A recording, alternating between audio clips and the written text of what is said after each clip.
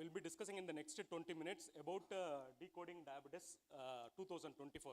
I'll be briefly going through what a surgeon needs to know. You would have listened about this very much, but I will just briefly know what we have understood about diabetes in 2024. I'll just ponder upon some of the basics which are relevant in the clinical practice for a surgeon. So traditionally, how we have understood diabetes, it is all from this diameter. So the first thing is, it is always like insulin deficiency. That is the most important thing. How do we diagnose diabetes? Whenever the insulin level decreases, the blood sugar increases. That is how we have understood. But we have not pondered upon much on this increased hepatic glucose output and the muscle uptake of glucose. So that is something which we seldom miss. But what is much more important for us as treating doctors is, at the time of diagnosis of diabetes, as you see in this chart, at the time of diagnosis, the 50% of beta cell is already lost. So 50% is not there by the time you manifest diabetes. But what is much more important is, even before the onset of diabetes, even before 10 to 12 years before the onset of diabetes, the insulin resistance sets in. Why do we need to know about the insulin resistance? Because once the patient becomes a diabetic, it is the microvascular complication, your retinopathy, neuropathy, all these things are important. But when the insulin resistance sets in, the patient predisposition to go for macrovascular complication is very, very steeply elevated. So even before the diagnosis of diabetes, chance for which he go for macrovascular event starts 10 to 12 years even before the diagnosis of diabetes. Another important point that we need to know from this chart is, so at the time of diagnosis, as I said, 50% of beta cell loss has happened, and it keeps losing 4% every year. That is the reason over the next 10 years, the patient will be requiring insulin, which we miss. Like at the time of diagnosis itself, we need to tell the patient that he is going to lose the beta cells progressively, and insulin will be needed for at some point of time. Had we would have sensitized that point at that point of time, the acceptance of insulin, the chances of patients going for the complications be very well prevented. So that is something which we need to always tell. Now, when I said like insulin resistance sets in early, we need to understand what is mean by this insulin resistance. So you need to get the glucose inside the cell. Say it is a skeletal muscle cell. If the glucose has to go into the cell, it is always like insulin which needs to take it along with it. It is a co-transport. So glucose and insulin has to go inside the cell.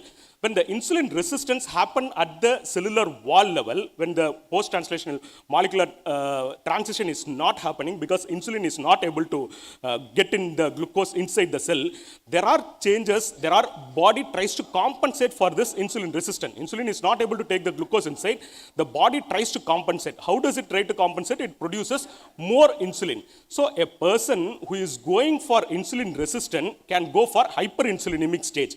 So this hyperinsulinemic stage is one that we should not miss. The patient may be coming for just an ingrown toenail or a wart removal, but there might be a hyperinsulinemia which might be present in the form of acanthosis, or the patient may have a tummy, or he might be obese, or he may have a transaminase elevation, or he may have the triglycerides which may be elevated. But as a treating doctor, we should be able to look at the data over there, and that is the point of intervention for every one of us. He might have come for an absolutely different surgery. He might have come for some hernia. So don't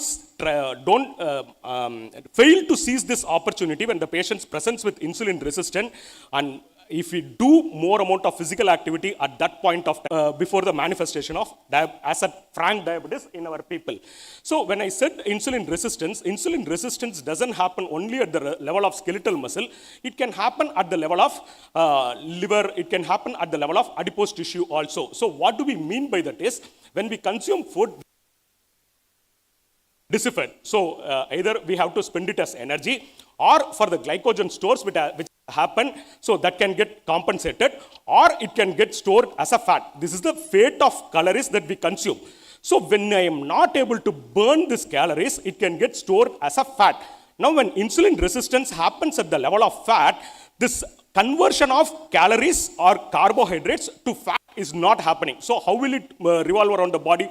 How will it move around? It will transfer as a fatty acid.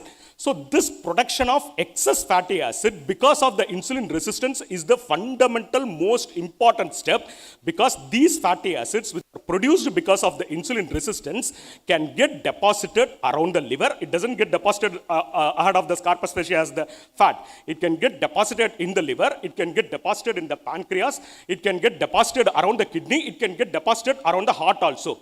The fat which is getting deposited around the liver, we call it as fatty liver. It not only gets deposited around the liver, it can get deposited around the pancreas also. I'm sorry.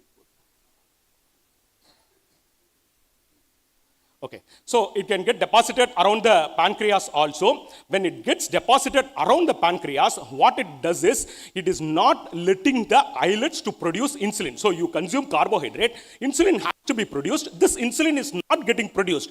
That is called as fatty pancreas. Insulin is not getting produced secondary to the consumption of food.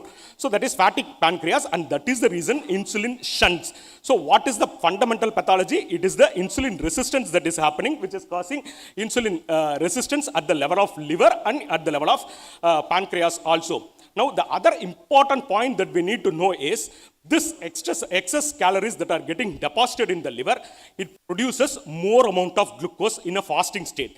Say somebody who comes to us, if he is a diabetic, in a fasting state, in spite of higher insulin, if you see on the right side, the patient will have more insulin which is getting produced. But in spite of higher insulin which is getting produced, he is producing more amount of hepatic glucose output. So per day, when I am fasting in a non-diabetic, the insulin that is the sugar, the blood sugar that is getting produced is 10 gram per hour. But in a diabetic, it is about 15 grams per hour. 15 grams is like 3 sachets.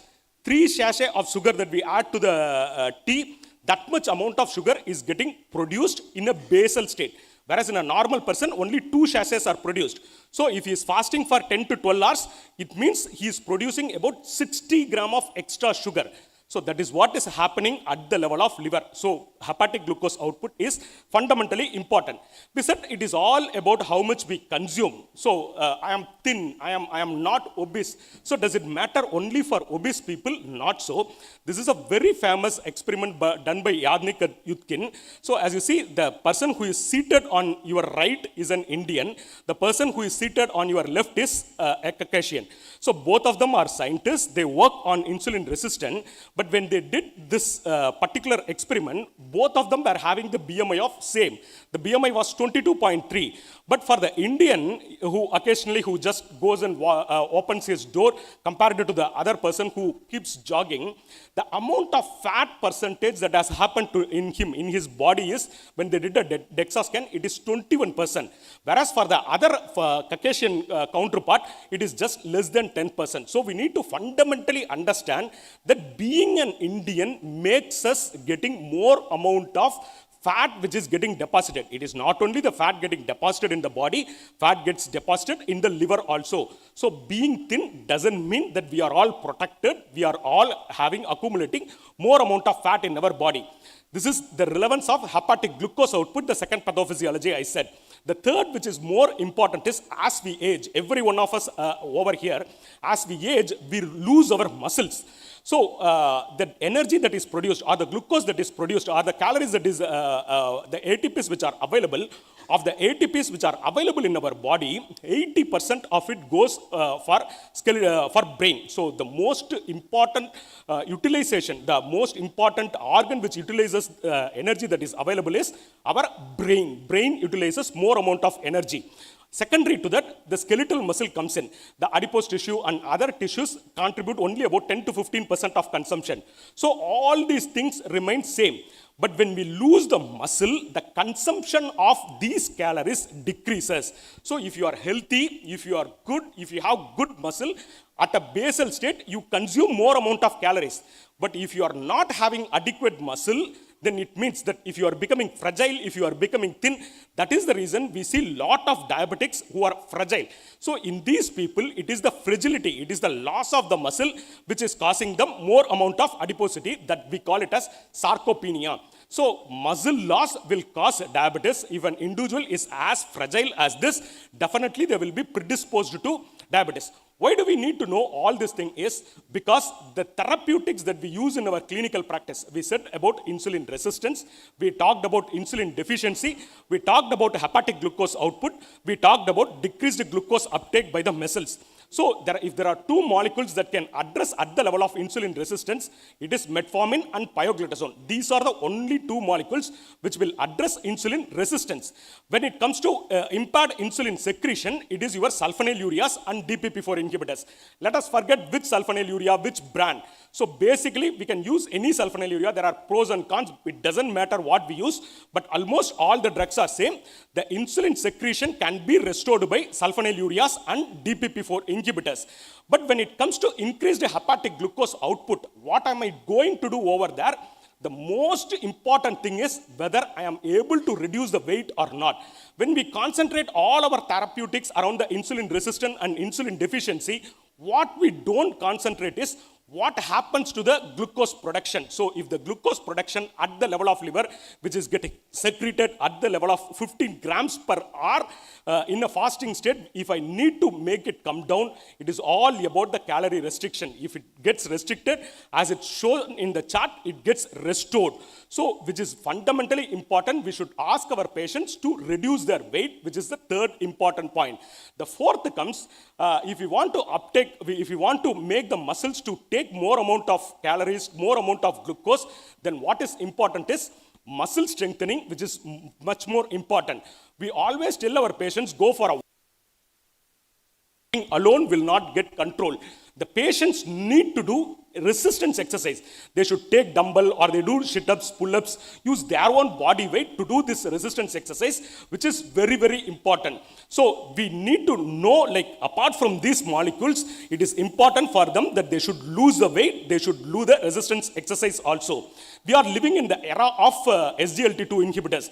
Dapagliflozin, Empac, and I would have heard about all these molecules, but we tend to give all this. But please remember, as a people from the surgical specialty, when we use this SGLT2 inhibitors, say the patient who comes for some surgery, some XY surgery, or in a critical state, these SGLT2 inhibitors work by the principle of increase in the ketone production. So it makes the glucose to get excreted in the urine. It gives a false signal to the pancreas that all things are okay. So this makes the pancreas to secrete some amount of glucagon. So this glucagon makes the ketones to increase in the body. So there is a fundamentally a physiological increase in the level of ketones. But when you pose the person for surgery, you need to understand, like, do in the patient who is fasting, who is going to so much of metabolic decompensation, do I really need to have a higher ketones in this patient? At the same time, there are some warnings in the form of canagliflozin, which has shown that it causes some amount of metatarsal fractures also when these drugs are being used. So sitting over here, we need to look at whether we need to use these sort of molecules in our patients, which has not been much tested, but not being tested doesn't mean that the risk doesn't exist. So this is something which we need to fundamentally know. So there are some common mistakes that we may do in our practice. We always try to put it as 1 plus 1 plus 1. We add one molecule, second molecule, third molecule. But the principle is you have to aggressively treat the patients when they come over to us. So the strategy of 1 plus 1 may not work in our patients. Rather, the patients may need to have 2 or 3 molecules even at the time of diagnosis that we need to rationalize. Too much dependence of OHH also should not happen. The oral hypoglycemic agents are not the only mantra for our treatment. Rather, we should be starting them on insulin. Early insulin really helps our patient.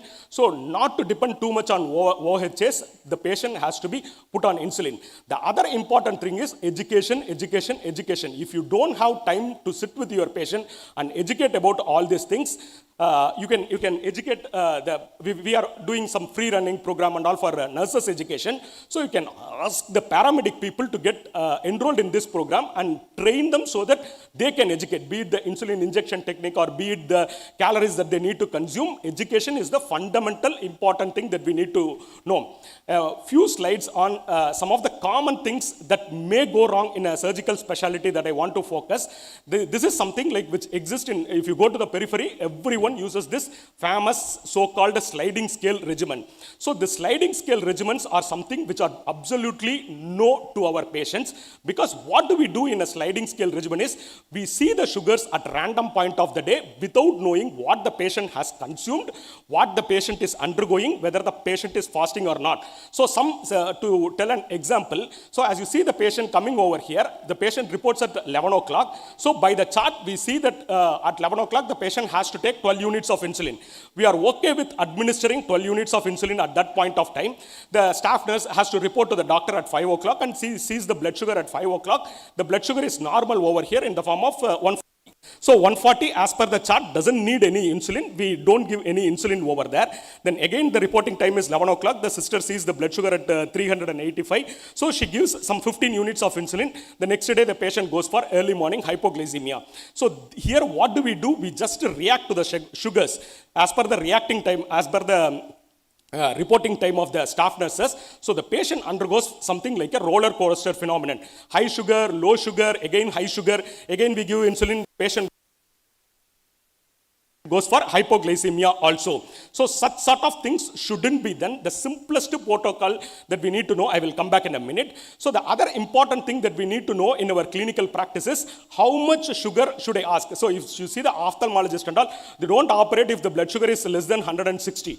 So many of the surgeons also think that the outcomes gets disturbed if the blood sugar is not under control. Something which you need to know is this Livan or the surgical ICU study which was done way back in 1999. It had shown that less than 120 is less than 110 is important for improved outcome.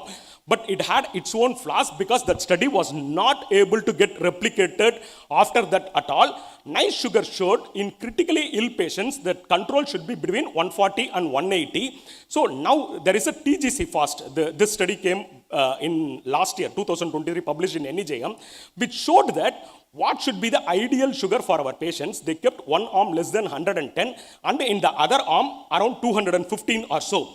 In the people whose blood sugar were kept at 215, the outcome didn't differ at all compared to patients who are kept less than 110.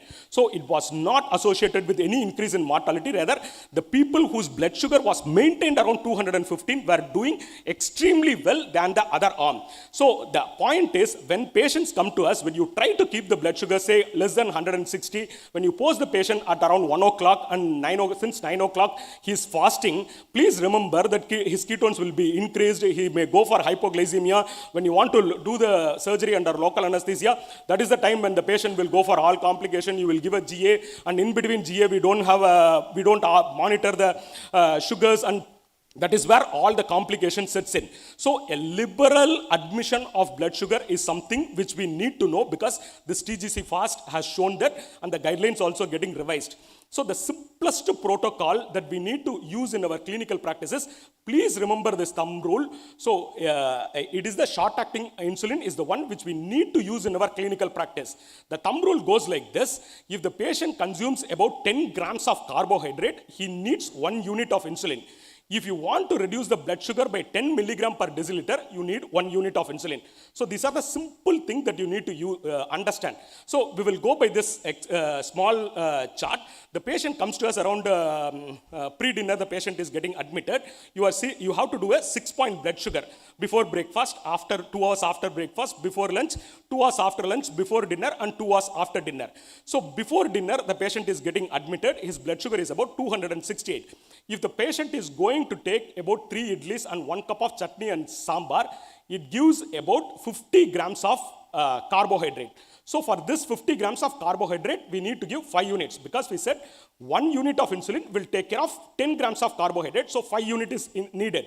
And we said the blood sugar, if it has to reduce by 10 milligram per deciliter, we have to give 1 unit of insulin. So from 268, we want to keep the target around 210, because that is what the previous chart showed. So for that, we have to add another 5 unit. So 5 plus 5 unit, we need to give 10 units of insulin for the patient. So the next day the patient comes, if his blood sugar before dinner, if it is around 210, already the patient is on target. So we have to compensate only for the carbohydrates that he is going to consume, the dinner. The typical hospital dinner will be 3 idlis or 3 chapatis. which will be just 5 to 6 units of insulin is the one that is required. Say suppose that day also his blood sugar, the next day also if his blood sugar is around 268, then the patient needs again 10 to 12 units of insulin. So this is a very, very simple, very practical protocol where this roller coaster phenomenon will not be happening, which looks at only the meal related excursion, which is mostly absolutely practical for most of our patients. So this simple regimen would help them. So with that, the carry home point should be OHS, weight reduction, resistance exercise. We saw what is the role in that. We have 4 oral hypoglycemic agents, metformin, TZDs, sulfonylureas, DPP4 inhibitors. The mixed combination is fine. SGLT2 inhibitors, exercise caution. But most important, weight reduction and strengthening exercise is fundamental thing, which calorie restriction is very, very important. SGLT2 inhibitors, exert caution. Don't hesitate to insulinize the patient early part, which is important for the outcome. Sliding scale regimen is strictly no. We said what is practical in our patients, and inpatient management and target. So target always try to keep it slightly moderate than to be more aggressive. With this I conclude. Thank you.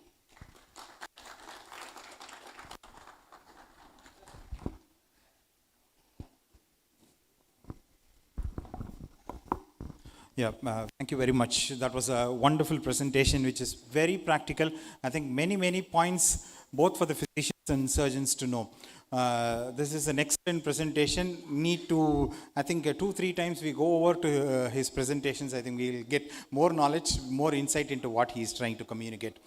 Sir, please stay back till 4 o'clock.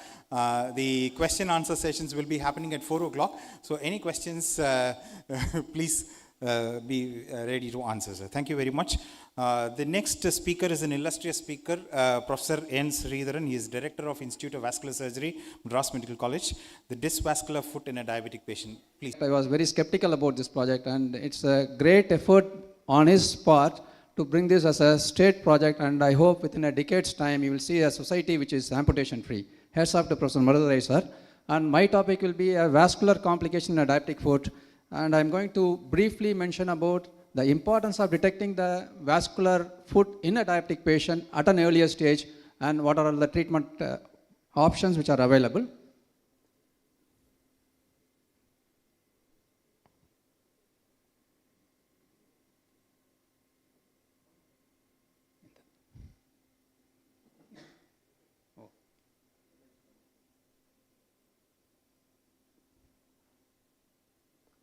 Now, why we should diagnose a peripheral arterial disease in diabetes? These are the things. In a diabetic patient, 85% of them, they go in for a non-traumatic amputation, and probably more than 50% of this is because of a peripheral arterial disease. And 30% of the diabetic patients have a peripheral arterial disease. And prevalence of diabetic foot ulcer, prevalence of PAD in a diabetic foot ulcer is as high as 50%. And most of these patients who undergo amputation, they never survive beyond 5 years. The mortality rate is around 5 years because of major adverse cardiac event. And the incidence of asymptomatic PAD is as high as 30% in all international studies. And we conducted a cross-sectional study in our institute where all patients attending the diabetic for peripheral arterial disease, these are all asymptomatic patients, and we studied nearly 2,500 patients, and surprisingly, 25.4% of these patients had peripheral arterial disease, which was detected by an absence of pulse or a decrease in ankle brachial index. And now the second leg of study is going on where we are following up these patients to find out how much of these asymptomatic patients they become symptomatic at the end of 2 years.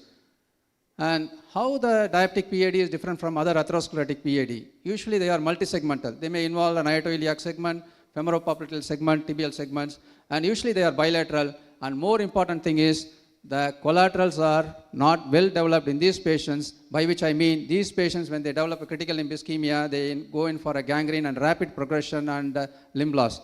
And usually they present with a long segment tibial occlusion and infragenicular disease, and there is a risk of amputation is high in these diabetic patients. And what are the problems in identifying a peripheral arterial disease in diabetic patients? Most of them, they never walk. They have a sedentary lifestyle, or because of their comorbid conditions like an osteoarthritis or a congestive cardiac failure, they never walk to the extent to cause a claudication pain. and most of them, they have a peripheral neuropathy. So the pain sensation is blunted, so you cannot elicit rest pain on these patients. And also because of the autonomic neuropathy, there is a AV shunting at the skin level. So if you touch the foot of these diabetic patients, even though they have a peripheral vascular disease, the foot will be warm. So there is every possibility that you may miss a diagnosis of peripheral arterial disease. Then how do you diagnose? The simplest thing is pulse examination. This can be done by anyone, not by a doctor, any paramedical worker who can do the pulse examination. Mere absence of pulse, you can identify nearly 90% of these patients with a peripheral arterial disease. Rarely in 10% of patients you can have a pulse because of the proximal stenosis, but 90% of these patients you can find out peripheral arterial disease. And in a diabetic patient without any foot ulcer, it is mandatory that this pulse examination should be done annually. All these patients should be screened annually to find out the peripheral arterial disease and to prevent the patients from developing diabetic foot ulcer. So what happens if the pulse is not there? The next step of bedside examination is to find out the ankle brachial index. This is done by a simple Doppler machine by which you can find out the systolic pressure at the ankle and systolic pressure at the brachial artery. And normal is 0.9 to 1.3. Again the problem comes. These patients have medial calcinosis and they are resistant to compression, these arteries. So you will have a spuriously high levels of ankle brachial index. And to overcome that, you need to do a toe brachial index because the digital vessels are spared of medial calcinosis. And the toe brachial index normal is around 0.7, and anything less than 0.7, it indicates that the patient has got a peripheral arterial disease. Now, what happens is much better in these patients. Now, having diagnosed these patients with peripheral arterial disease, you need to identify which patients are in a critical limb ischemia. Any patient who has got a rest pain which requires analgesia for more than 2 weeks, or a patient presenting with an ulcer or a gangrene, or just please note the point clearly, any absent ankle pulses in a diabetic. We don't go by the pressure studies in a diabetic patient. In a normal patient, ankle systolic pressure less than 50 or a toe systolic pressure less than 30 categorizes them into critical limb ischemia. Whereas in a diabetic patients, if you can't find a pulse, a patient presents with a diabetic foot ulcer, these patients are in critical limb ischemia and they need aggressive treatment. And what are the investigations you do? Doppler examination, everybody does Doppler examination, but it doesn't give any value apart from identifying the site of lesion. The only role of Doppler scan is for graft in surveillance. When you are doing a bypass, these patients can be subjected to repeated Doppler examination every year to find out whether the graft is working or not. And the definitive investigations will be a CT angiogram or an MR angiogram. MR angiogram outscores CT angiogram in the sense all these patients are going to have a calcified vessel, and the MR angiogram, it subtracts calcification and gives better delineation of the patent vessels. And the disadvantage of this CT angiogram and MR angiogram is in patients with a borderline renal failure, these patients may go in for a contrast-induced nephropathy or a nephrogenic systemic fibrosis. And to overcome this, we can do a carbon dioxide angiogram in a patient who has got a borderline renal failure or an elevated serum creatinine level. And digital subtraction angiography is the gold standard. You can always reduce the amount of dye that gives the exact visualization of the vessel. It can be both a diagnostic procedure and at the same time you can go for a therapeutic intervention also. And in a cases of stenosis, you can measure the pressure across the segment of stenosis to see whether that stenosis is significant or not. And this is the carbon dioxide angiogram in a CKD patient. Now, the segments involved can be an aortoiliac segment, a femoral-popliteal segment, and a tibial segment. And commonly, these patients, they present with a multi-segment involvement. They will have an aortoiliac disease, or a femoral-popliteal occlusion, and a tibial occlusion, which makes these patients more vulnerable for a limb loss. Now, what are the treatment options available? It can be either an open intervention or an endovascular. Below knee segment, nowadays, mostly we go for an endovascular angioplasties just to save the limb. We are not bothered about the long-term patency as far as the tibial angioplasty is concerned. Open can be either an endarterectomy or a bypass. Initially, we used to do endarterectomy of a localized lesions of the aortoiliac segment, but that is not done nowadays as the endovascular option has become more viable now. The only role of endovascular endarterectomy is in a patient who has got an isolated common femoral artery plaque, where it is a no-zone territory for an endovascular option. Then you go for an endarterectomy. An indication of a bypass can be a long segment occlusion whenever the patients with a multi-level occlusion. And patients with multi-level occlusion, it can be either a bypass or a hybrid procedure where you use both endovascular option and an open procedure. And these are the principles of open surgery. You need to find out which vessel is going to the foot and try to find out the angiosome targeted revascularization. Suppose if the patient has got a grade 2 gangrene, you target on the antitibial artery, or it is in the heel, then you concentrate on the peroneal or the posterior artery. You should find out the good inflow vessel and the conduit. As far as the infragenicular vessels are concerned, it's going to be only the native vein, either the great saphenous vein of the same side or the great saphenous vein on the opposite side. If the great saphenous vein is not available, you go for the short saphenous vein or a vein in the upper limb, and rarely we go for a synthetic graft. Now these are the conduits which are used for an infrainguinal. For a suprainguinal, we use a synthetic graft, either a Dacron graft or a PTFE graft. Now, this is a patient, as you can see in the angio, there is a localized plaque in the common femoral artery, and rest of the vessels are normal. He presented with a gangrene in the forefoot, and he had an endarterectomy. You can see in the second picture, you can see the plaque which is lifting up, endarterectomy being completed, and the defect is closed with a vein patch. And this is a post procedure where he had a forefoot amputation with a good healing of the stump. And this is a picture of an ioto bifemoral bypass where he used a synthetic graft with a Dacron. The second one, the middle one, is a anastomosis to the aorta, and two limbs you can see, and both femoral artery anastomosis is being on either side, seen on either side. And this is a picture showing a femoropopliteal bypass. And this is a patient who came with a grade 2 gangrene. He had a postpubitic leg on the index limb, and he had an antitibial and posterior artery on both the sides, but we prefer to revascularize the antitibial artery.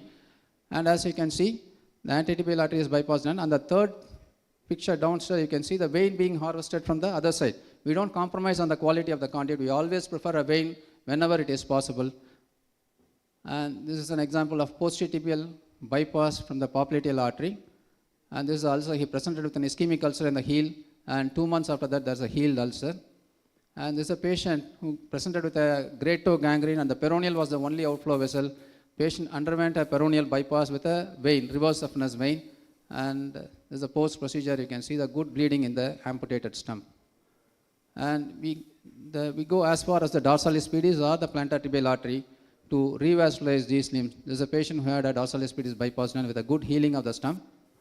And endovascular, as I told you earlier, whenever the patient presents with an infrapopliteal occlusions, we go for a tibial angioplasty. The incidence of tibial bypass has come down to stenosis. The second one shows the balloon dilatation and the stent replacement. And this is a bilateral iliac stenosis where the patient is treated with bilateral iliac angioplasty and stenting. And this is a patient who had a multiple stenotic lesion in the superficial femoral artery, which is being treated with an angioplasty. Again, another patient, the short segment occlusion of the SFA, where we are putting a stent just to avoid the reocclusion. Normally, we avoid putting a stent in the femoral segment. This is a patient who presented with an ischemic ulcer in the leg, which has healed nicely after putting a split skin graft. And how aggressive in a diabetic patient, how aggressively you should debride. I am convinced that the infection has to be let out. But at the same time, in an ischemic limb, you limit your debridement to the level possible. Because the patient presents with a toe gangrene. Limit your amputation just to a toe, not to a re-amputation. This is a patient who presented with a third toe gangrene with an infection, and a re-amputation was done. This is the final result. The patient came with an ischemic wrist spine with an ischemic wound. Angio was done, which showed only the plantar vessels. As you can see in the fourth picture, the plantar was running up to the thing, causing the complete plantar arch. This patient had a superficial femoral artery to the plantar artery bypass, and that is the end of the procedure. And you can clearly see the revascularized graft, and later they did a flap rotation for this ulcer. And always, as I told you, never forget to put your hand in the foot to see the pulses. This is a patient who presented with an ulcer, had a local flap rotation done, came with a flap necrosis with a wrist spine, and an angio was done which showed an iliac occlusion and a femoropopliteal occlusion. This patient had a sequential bypass, an iliofemoral bypass and a femoropopliteal bypass with subsequent healing of the ulcer. So never ever take any patient for any procedure without examining the pulse status and circulation of the foot. Now at times, most of the times we combine with a plastic surgeon. There's a patient who had a short segment occlusion of the popliteal and the tibial vessels. He had a popliteal to posterior tibial artery bypass done, and later the flap was covered with a local flap rotation by the plastic surgeon. So what I want to emphasize is it's a team effort. Everyone join hands to save the foot of a patient. So there should not be any ego in treating these patients.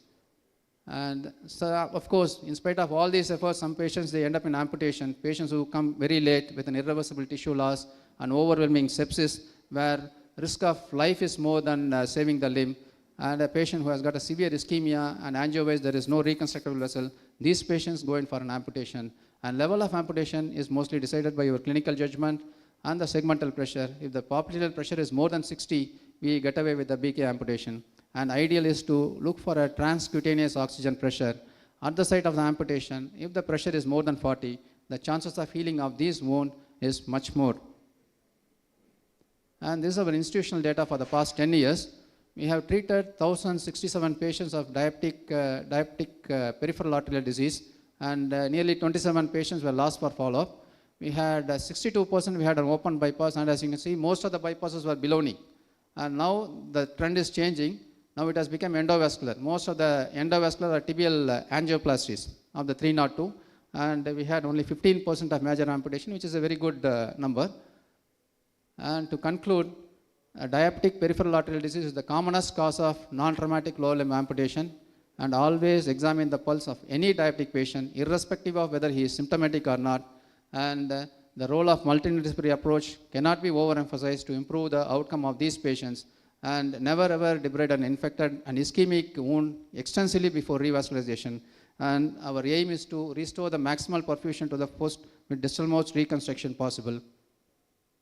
And thank you very much. The foot can last a lifetime, and we'll all strive for it. Thank you. Thank you.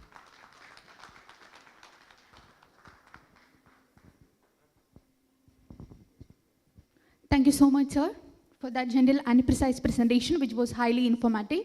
Next, allow me to invite our next speaker, Dr. Madhu Peryasamy, Consultant, Department of Plastic Surgery, Ganga Hospital, Coimbatore. Sir is also acting as an executive member of Diabetic Food Society of India and Tamil Nadu and Pondicherry Association of Plastic Surgeons. Sir will be handling on the session on examining the feet of a diabetic patient and puzzle the riddle.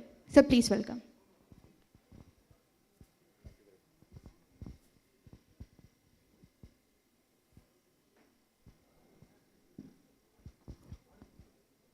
Thank you very much, and good morning to one and all. And thank you to the organizers and respected faculty. Can we have? So today morning, my talk will be about examining the diabetic foot. So this talk, I've made it a part of the talk will be about slides, and we have also made a video so that now this video can be easily shared among the participants. So this video has all the important points that one needs to observe in the early diabetic foot. Whereas my talk will also continue about the intermediate and late diabetic foot. And as you know, the diabetic foot we classify into class 1, class 2, class 3, and class 4. So if we can get the...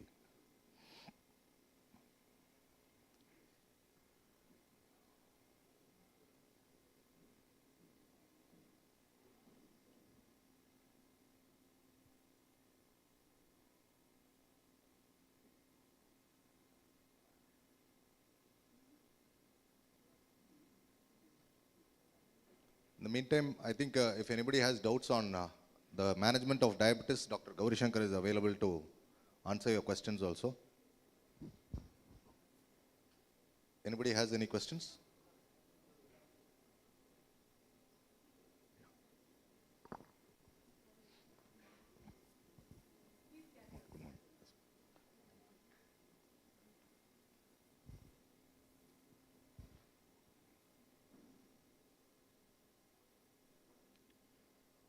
We'll also be happy to take questions on vascular surgery.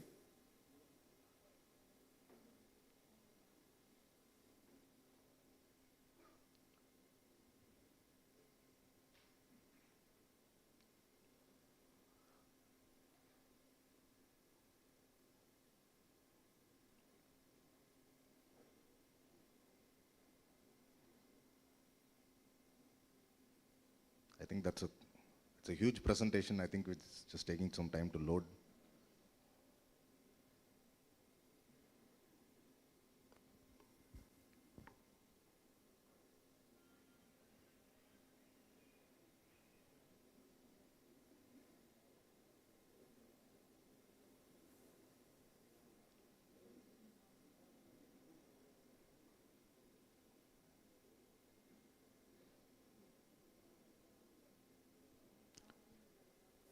So we all know that in any diabetic foot clinic, the early diabetics do not come to us. They usually are in the physician's clinic. So it's good that we have Gauri also here. He'll spread the word in RSSDA. I hope you can get the word out to RSSDA so that the program and the methodology of the surgeons can also be conveyed to the physicians, so that now both of us, all of us are on the same platform.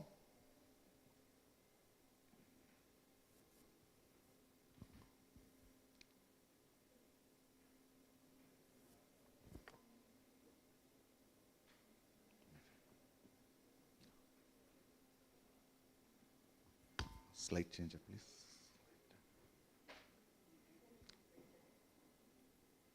Get it, Gauri. Yeah. So examining the diabetic foot. So this is the usual gamut of presentations that one is presented in any diabetic foot clinic. You can't be selective about your patient. You'll get any of these combinations will walk through into your clinic. So how do we make sense out of such a confusing presentation? As you rearrange it, you'll notice from one side of the slide to the other, there is a gradual progression of the disease. So this is because of the way the natural history of the diabetes itself is. Progresses from callus, which becomes an ulcer, which becomes infected, progresses to gangrene, ultimately leading to amputation. And now, at present, unfortunately, most of the surgery is being offered at the right end of the spectrum. And it is our job here today to spread the word, to shift surgery to the left end of the spectrum, because we know and we have definitive evidence that surgical management of diabetes is going to heal and keep the ulcers recurrence free. So for this, as I told you, we have the class 1 foot or the foot at risk, which is usually in the physician's domain. Left untreated, the same ulcer can progress on.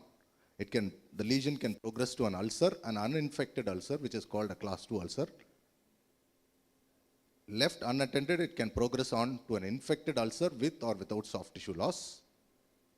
And if the patient is unlucky, it can go on to a critical limb where it may be a life-threatening or limb-threatening problem. So now when we come to examination of a class 1 foot, it is all about preventing progression by protecting the foot.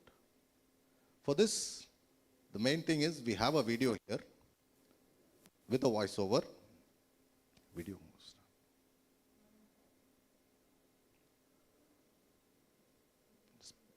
One second, yeah.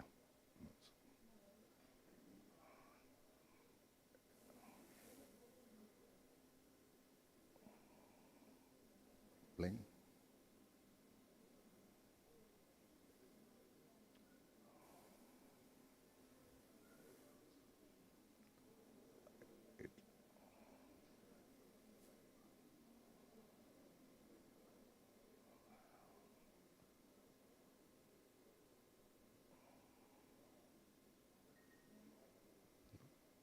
The video is embedded in the file.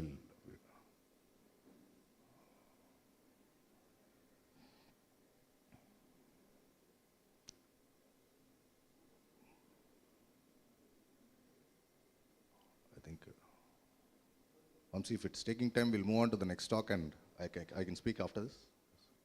Yes. Taking time.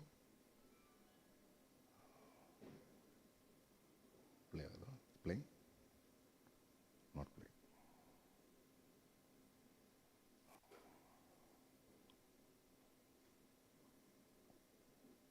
Okay, we'll show the Vamsi, please load the video separately. So in the meantime, I'll continue with the talk. So most of the examination was about the vascular system, the ulcers, and in a class 1 foot, apart from the vascular issues and the calluses, what we have to examine is the nerve examination, because there is something called nerve compression. So here, when we have a generalized diabetic neuropathy, even a subclinical compression at the points of anatomical compression such as the tarsal tunnel, the common peroneal tunnel, and the dorsum of the foot below the extensor hallucis brevis. These areas, the nerve can get compressed and can lead to rapid loss of sensation or motor neuropathy. This can be identified by tapping on these points of compression where you get a shock-like sensation. The patient will report a shock-like sensation which is radiating or pain. This is called a Tinel sign. So when you have this Tinel sign, we usually diagnose an added compressive component to the generalized diabetic neuropathy. And if you release this compression component, either you can reverse the motor neuropathy, or if it is a rapidly progressive sensory neuropathy, you can at least halt the neuropathy and delay the onset of sensory problems associated with sensory loss. So here you can see the common peroneal tunnel being released. And in this patient, if you see, I think we have problems videos playing. So this was a patient who had a release of the common peroneal tunnel.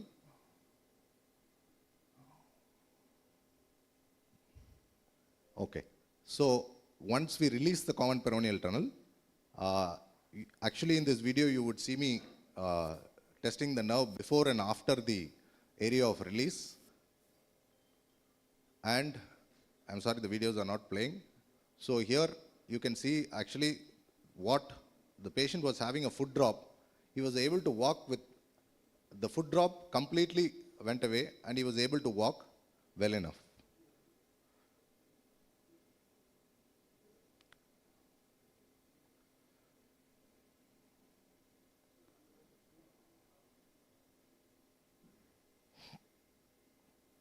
So this is another patient who had a tarsal tunnel syndrome. So you can see the patient where it has been marked out, he had a Tinel sign, and on exploration we found that there was a small ganglion which was compressing the medial plantar nerve. So class 2 now, it's all about location of the ulcer and the pathomechanics associated with it. So as we know, we all test for peroneal overdrive. It is the overactivity of the peroneus longus muscle, and as you can see, it is because the way the peroneus longus muscle inserts into the first ray, which comes into the deepest layer of the foot and across the lateral border of the foot. And the primary job of the peroneus longus, as we have all been seeing throughout, is to plantar flex the first ray. So when we have our when we place our thumbs against the first metatarsal and the other metatarsals and ask the patient to plantar flex his foot, you will see that there is an excessive pressure beneath the first metatarsal head. So this is called a peroneal overdrive, and when the patient has an ulcer associated, you need to do a peroneus longus to brevis transfer. So then we look for equinus contracture and the associated silver scale test, because equinus contracture is associated with increased forefoot pressure. So normally there is about a 10 degrees of dorsiflexion of the ankle, but this equinus contracture need not be static equinus contracture. It can also be a dynamic equinus contracture. That is when the patient is walking. It exhibits only when the patient is walking. This can usually be identified on a pedobarogram, where you take the peak forefoot pressure and put it as a ratio to the hindfoot pressure, and you'll find that it is more than 2. So such patients are usually managed with an Achilles tendon lengthening or a gastrocsoleus recession. And you can see on the slide, the ratio from 2.7 has reduced to 1.3. So this is another picture where you see that the forefoot pressure has transferred to the hindfoot after the operation. So then the other thing that you must look out for a patient with a class 2 foot is the stance. This stance must be looked for from behind the patient. So normally you will see that the calcaneum is in line with the tibia or about 5 degrees off. This is normal. So this is called neutral stance. If neutral stance is there, it means that forefoot pressure is equally distributed. Please understand, any rotation of the hindfoot will cause a compensatory rotation of the forefoot. So to demonstrate that, if you see, this patient is having what we call a flat foot. This flat foot is because of a hind foot overpronation. Can you see the calcaneum is totally on the valgus. So when you have a foot like this, you will have a collapse of the medial arch and the medial ray will be fully loaded. So when you have problems, when you have a foot like this, you will have a lot of problems on the medial ray. You will have a hallux interphalangeal joint ulcer. You might have a first MTP joint ulcer, or you can have a midfoot collapse with a medial ulcer. But all of this, if you just do a Keller arthroplasty, if you do a Jones transfer, it will fail. It will come back. Because you need to correct the pathology in the hind foot. So you need the help of the orthopedician. So look for this before you treat problems along the medial ray of the foot. So if you have a overpronated hind foot, then you need to correct that. Sometimes you have a supinated hind foot, that is an underpronated or inverted calcaneum. The calcaneum is turned inwards. So when you have a calcaneum that is turned inwards, the foot is very stiff and the loading is on the lateral border. So when you have an ulcer on the lateral border, just taking it off and putting a graft is not going to work. So here what we need to do is, after we heal the ulcer, we need to get the foot back into a plantigrade foot. We need to take the help of either a plastic surgeon or an orthopedic surgeon. If it's a flexible deformity, you can do a tendon transfer. If it is a non-flexible deformity, you have to do an orthopedic correction. So the other thing is a calcaneal gait. So this is especially associated with a heel ulcer. So when you have heel ulcers and you take the patient and put them on a pedobarogram, you'll notice that instead of an equal forefoot and hindfoot loading, they will have only a hindfoot loading. So this is another important test. If you have the luxury of a pedobarogram, please do use it to document a calcaneal gait. So this is again because a failure of the Achilles tendon mechanism. So as we have seen, the picture on the left, if you have an overacting Achilles tendon, you will have forefoot problems. If you have a failed Achilles tendon, you will have hindfoot problems. So this can be reconstructed, and this again is a video showing how the patient was walking before and after. I'm sorry the videos are not playing on this system.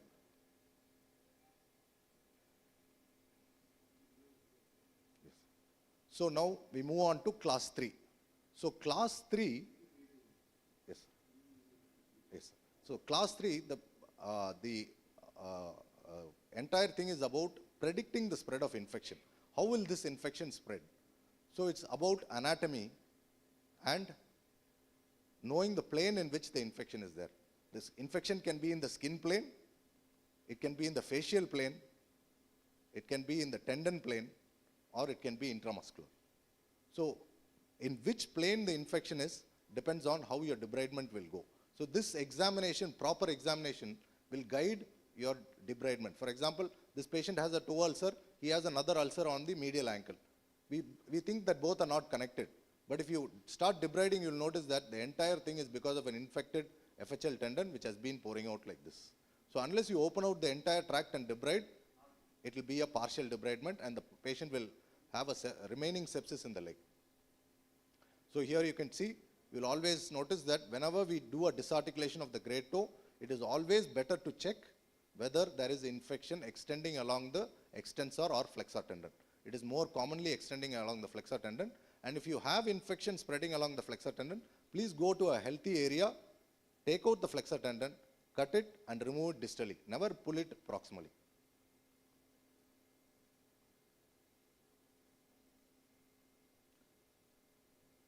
So again, a toe ulcer, simply do not amputate. Always check for infection spreading along the flexor tendons. So this is particularly important when there is a class 3 tip ulcer. A class 3 tip ulcer will cause infection to spread along the flexor tendons because the flexor tendons are inserted into the DPX. And a simple Achilles tendon area wound, if left untreated, can cause an infection of the Achilles tendon and rapidly spread along the posterior compartment. The entire thing has to be opened out. So check for bogginess along the calf. So this is a very important point. And class 4 is all about examining the foot for functional salvageability. So for example, if you see this foot here, there is a broken calcaneum, there is subtalar infection, and there is septic arthritis of the entire ankle. there is no way that you can salvage this food. You may get away with debriding the whole thing, fusion. A Charcot disease, 3 or a 4, almost 78% fall into them. And they have an estimated 10-year survival of only 21% with high HbA1cs and polypharmacy that is present in 40%. And comorbidity wise, they have multiple comorbidities, these individuals, like hypertension, coronary artery disease, or it could be critical limb threatening ischemia. And they are not without any post-operative complications. Surgery related could be around 3% and comorbidity related could be around 14%. With such high-risk patients, we need to be dealing with patients who had a depleted reserve. So there will be no second chance in dealing with them. And it is essential first to save the life. And an essential team member to save the life will be the diabetologist, an anesthesiologist who is skilled in the regional anesthesia, and intensivists who are specialized to take care of these sick individuals. And the infrastructure which is essential to carry out all these activities, and an administration who is ready to help in all activities, and paramedical members who are the base for forming all this essential food clinic services. So in a starting phase, everything starts with a small step at a time. So there are no clinics that are formed as center of excellence, and they gradually grow into center of excellence. And usually these things are initiated by a person who is the leader, who has passion to carry out all this diabetic food care, and who can inspire a whole team to join him. And the leader is the first person who is going to do this.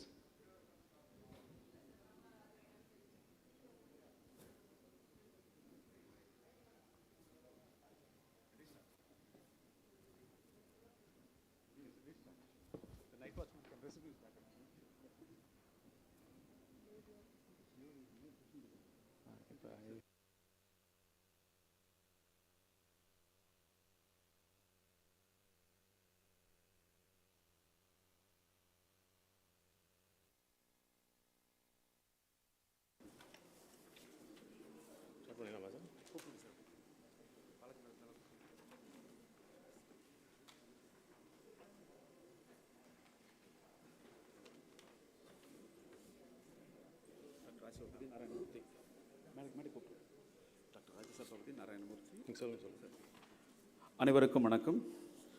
பேராசிரியர் doctor Rajasabapathi, doctor Narayanamurthy, doctor Balajinathan அவர்கள் மேடைக்கு அழைக்கிறார்.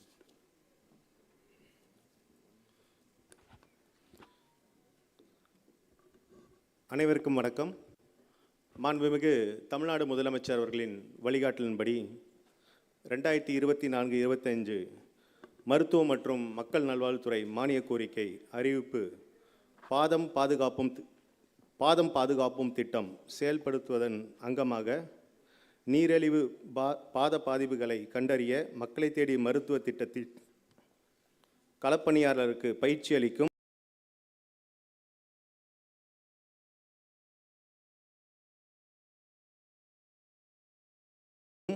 பயிற்றுனர்களுக்கான பயிலரங்கம் மாண்புமிகு மருத்துவம் மற்றும் மக்கள் நல்வாழ்வுத்துறை அமைச்சர் அவர்கள் பங்கேற்று விழா பேருரை ஆற்ற உள்ளார்கள்.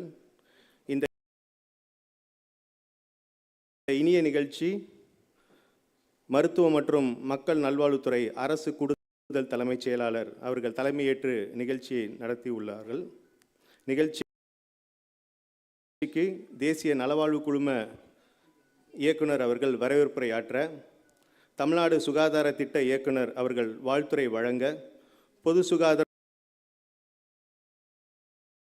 மற்றும் நோய் தடுப்புக்கு தேசிய நலவாழ்வு குழும இயக்குனர் அவர்கள் வரவேற்புரை ஆற்ற, தமிழ்நாடு சுகாதார திட்ட இயக்குனர் அவர்கள் வாழ்த்துரை வழங்க, பொது சுகாதாரம் மற்றும் நோய் தடுப்பு மருந்துத்துறை இயக்குனர், மருத்துவம் மற்றும் ஊரக நலப்பணிகள் இயக்குனர், மருத்துவ கல்வி மற்றும் ஆராய்ச்சி இயக்குனர் ஆகியோர் வாழ்த்துரை வழங்க, மாநில திட்ட மேலாளர் பேராசிரியர் மருத்துவர் மருதுதுரை அவர்கள் நன்றியுரை ஆற்ற இந்த நிகழ்ச்சி இனிதே தொடங்குகிறது. நிகழ்ச்சியின் தொடக்கமாக தமிழ்தாய் வாழ்த்து.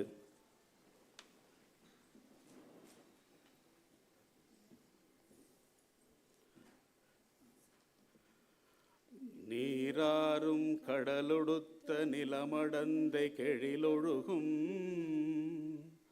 சீராரும் வதனமென திகழ்பரத கண்டமிதில் தெக்கனமும் அதிசிறந்த திராவிட நல் திருநாடும் தக்க சிறு பிறை நுதலும் தரித்தனரும் திலகமுமே அத்திலக வாசனை போல் அனைத்துலகும் இன்பமுற எத்திசையும் புகழ் மணக்க இருந்த பெரும் தமிழனங்கே தமிழனங்கே உன் சீரிழமை திறம் வியந்து செயல் மறந்து வாழ்த்துதுமே வாழ்த்துதுமே வாழ்த்துதுமே.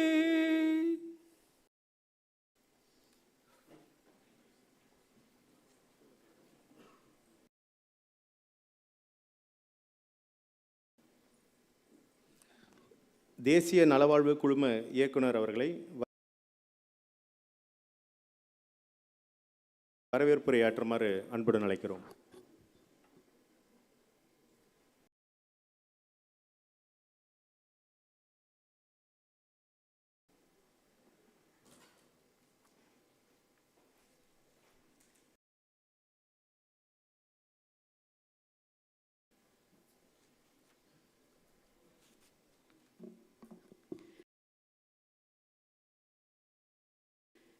மாண்புமிகு அமைச்சர் அவர்களுக்கும் மரியாதைக்குரிய ஏசிஎஸ் மேடம் அவர்களுக்கும் அனைத்து துறை தலைவர்களுக்கும் மற்றும் இங்கே வந்திருக்கிற ட்ரெயினிஸ் பார்ட்டிசிபெண்ட்ஸ் உங்கள் எல்லாருக்கும் மற்றும் இங்கே ட்ரைனிங் கொடுக்க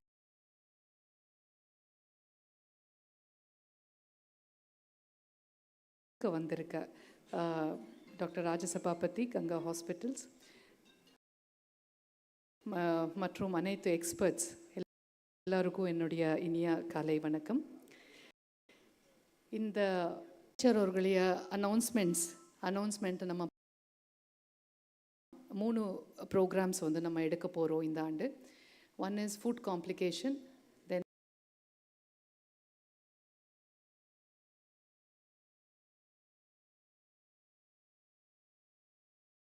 it is eye-related complication, and it is renal issue that might arise because of uncontrolled NCD. இந்த 3 விஷயத்திலையும் ஒரு டீட்டெயில்டான பிளானிங் பண்ணிட்டு இந்த ஆண்டு நம்ம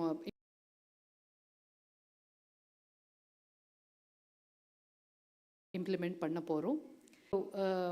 பீரியடில் நம்ம பார்க்கறது மேடமோடைய leadership, her involvement in every bit of it. ஒரு பர்டிகுலர் இஷ்யூவை நம்ம பேசும்போது அதோடைய source of that issue and how do we deal with it, அதுக்கான புது ஐடியாஸ். இது வந்து இன்னும் கொஞ்ச நாளில் மேடமோடைய லீடர்ஷிப்பில் நீங்கள் எல்லாம் பார்க்க போகிறீங்க. The new ideas which madam brings a fresh lease of life into the entire department. So I welcome madam on behalf of all of you, madam, a hearty welcome to you to this program. இந்த நிகழ்ச்சிக்கு வந்திருக்கிற doctor Rajasabapathi அவர்கள் நம்ம தஞ்சாவூரில் sir இந்த program last year ஒரு பைலட்டில் நம்ம பண்ணியிருக்கோம். ஸோ அதில் மோஸ்ட்லி டெல்டா ரீஜனில் அக்ரேரியன் கம்யூனிட்டி, அக்ரேரியன் பீப்புள் காலுக்கு செருப்பு போட மாட்டாங்க. they don't wear slippers, they walk barefoot in the fields. And when I visited Tanjavur also, I have seen across age agrarian people காலுக்கு செருப்பு போட மாட்டாங்க. they don't wear slippers, they walk barefoot in the fields. And when I visited Tanjavur also, I have seen across age groups, across economic strata, we can see people are affected with diabetic food. And there we have an MOU with Ganga Hospitals, where they have come forward to help us develop modules to train doctors at all levels to understand how the screening should be, how preventive actions have to be taken, how a person has to be treated when he comes at the first stage of ulcer to your hospital. இது எல்லாத்தோடைய ஒவ்வொரு கட்டத்திலையும் நமக்கு guide பண்ணி அவருடைய expertise நமக்கு கொடுக்குறாங்க. And on a bro போனோ basis அவருக்கு சர்வீஸ் பண்ணணும் என்ற நோக்கத்தை விட்டுட்டு வேறு எந்த நோக்கமும் இல்லாமல் ஒர்க் பண்ணிட்டு இருக்கிற இந்த team. So I hearty welcome you sir for the programme. Doctor is also there with us.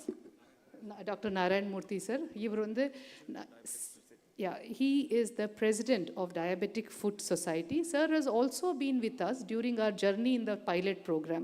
In a pilot ல தான் நமக்கு you know the actual prevalence of this issue, இதோடைய actual எவ்வளோ வந்து சொசைட்டியில் இது ஊர் இருக்கு, இது வந்து something that we are not given due attention to.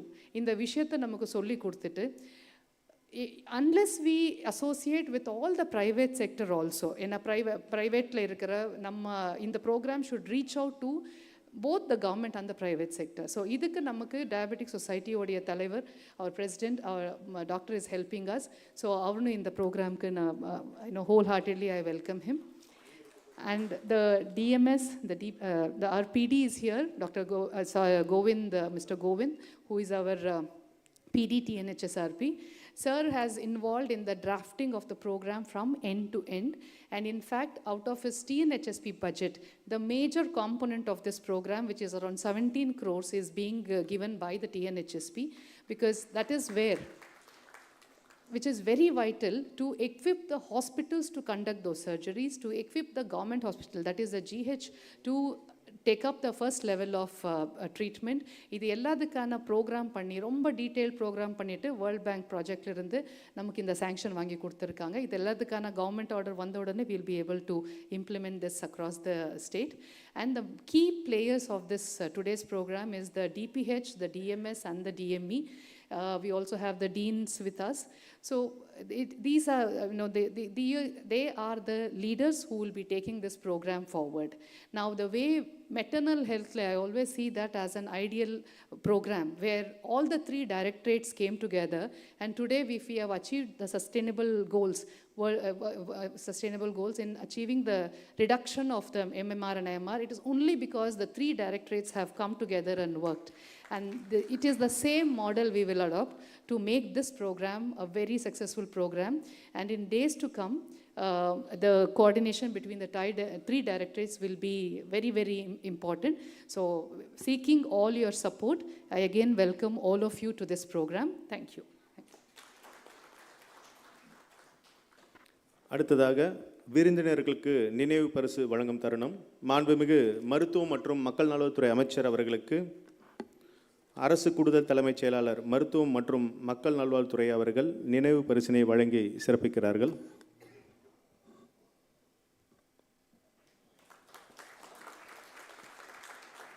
அவர்களை தொடர்ந்து அரசு கூடுதல் தலைமைச் செயலாளருக்கு தேசிய நலவாழ்வு குழும இயக்குனர் அவர்கள் நினைவு பரிசினை வழங்கி சிறப்பிக்கிறார்கள்.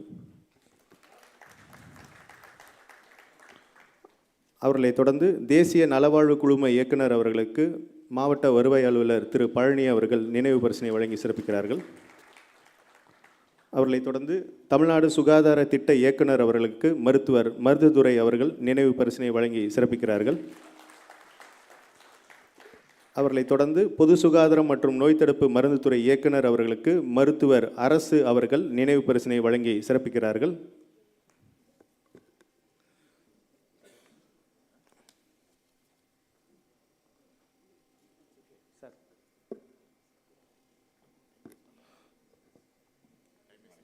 அடுத்ததாக மருத்துவம் மற்றும் ஊரக நலப்பணிகள் இயக்குனர் அவர்களுக்கு மருத்துவர் ஜெகதீசன் அவர்கள் நினைவு பரிசினை வழங்கி சிறப்பிக்கிறார்கள்.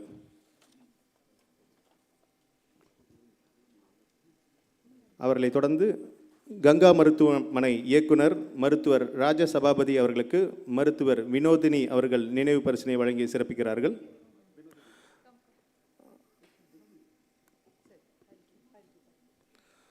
அடுத்ததாக நீரிழிவு நோய் சங்கம் தலைவர் மருத்துவர் நாராயணமூர்த்தி அவர்களுக்கு நினைவு பரிசு வழங்கி சிறப்பிக்கப்படுகிறது.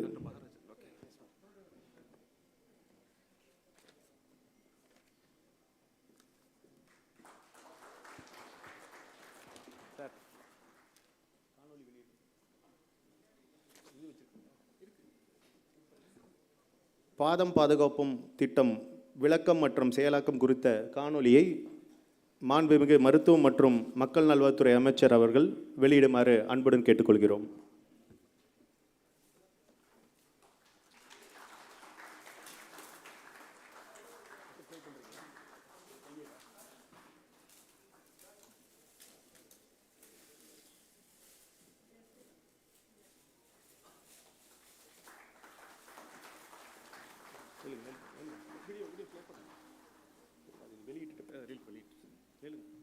அனைவருக்கும் வணக்கம்.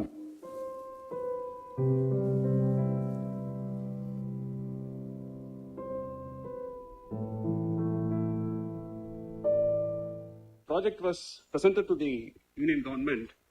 They first said, instead of starting throughout the state, you please choose one district. And Tanjavur district was chosen as the pilot district. Our India's population is 1.33 billion. I think all of you have to know this because find, that if you have 1.33 billion, I think it's exactly the same thing. Tanjavur district is 25 lakhs.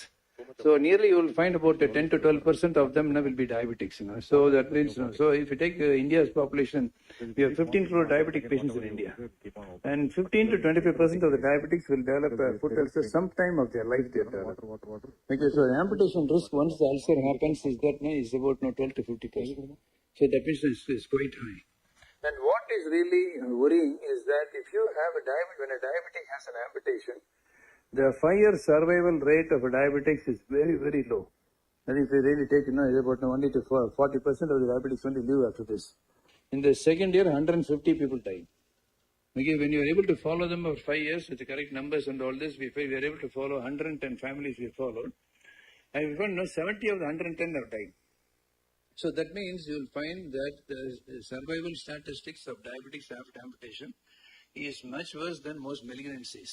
எனக்கு 25 வருஷமா சக்கரை நோய் உள்ளது. கால்ல பொண்ணு வந்து ஆரவேல எல்லா இடத்துலயும் போய் பார்த்துட்டு வந்தேன். கால்லாம் மறுத்து போய் காலு விரல் புண்ணு இருந்துச்சு. மருத்துவக் கல்லூரி மருத்துவமனைக்கு அனுப்பி வச்சாங்க. டயபெட்டிக் லைன் லிஸ்ட்ல இருக்கிற அனைவருக்குமே நாங்க பாத பரிசோதனை செய்யப்பட்டது. லாஸ்ட் 9 மந்த்ஸா டயபெட்டிக் ஃபுட் ட்ரைனிங் என்கரேஜ் நடந்துட்டு இருக்கு.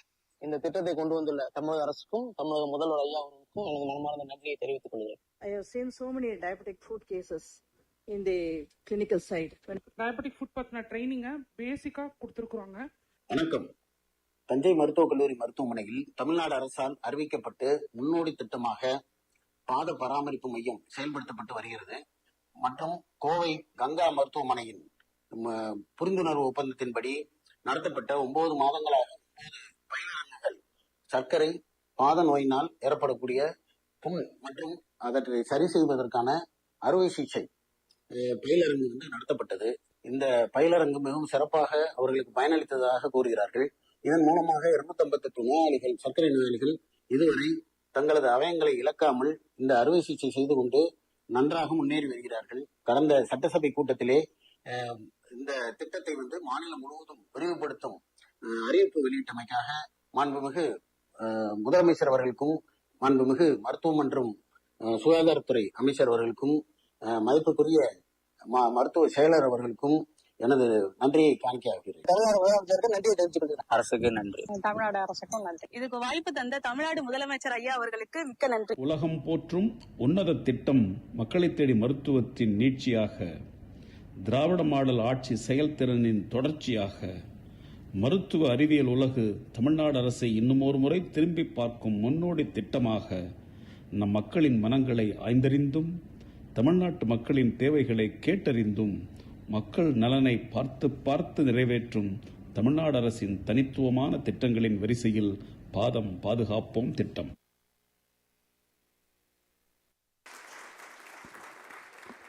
அடுத்ததாக நீரிழிவு பாத பாதிப்பு மருத்துவ கையேட்டினை மாண்புமிகு அமைச்சர் அவர்களை வெளியிட்டு தருமாறு அன்புடன் கேட்டுக்கொள்கிறோம்.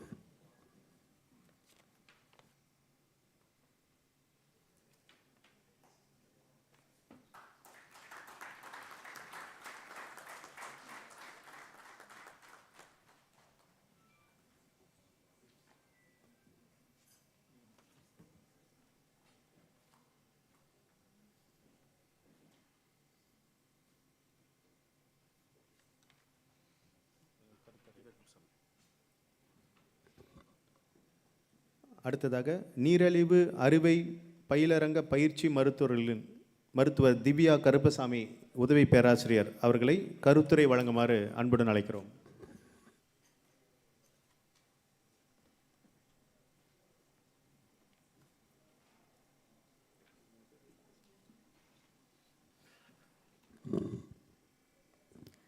அவையோர் அனைவருக்கும் எனது அன்பான காலை வணக்கம். குழுமியிருக்கும் அனைத்து பெரிய மக்களுக்கும் பெரிய நபர்களுக்கும் எனது சிறப்பு காலை வணக்கத்தை தெரிவித்து இந்த பாதம் பாதுகாப்போம் திட்டம் கடந்த 10 மாதங்களாக நடைபெற்றுட்டு இருக்கக்கூடிய காலத்தில் தொடர்ந்து பயணிக்கக்கூடிய மருத்துவர்களில் நானும் ஒருத்தர். மருத்துவர் திவ்யா கருப்புசாமி, திண்டுக்கல் அரசு மருத்துவக் கல்லூரியிலிருந்து வந்திருக்கோம். இந்த திட்டம் கண்டிப்பாக 2 வகுப்பு மக்களுக்கு மிகப்பெரிய ஒரு வரப்பிரசாதமாக அமைய போகுது.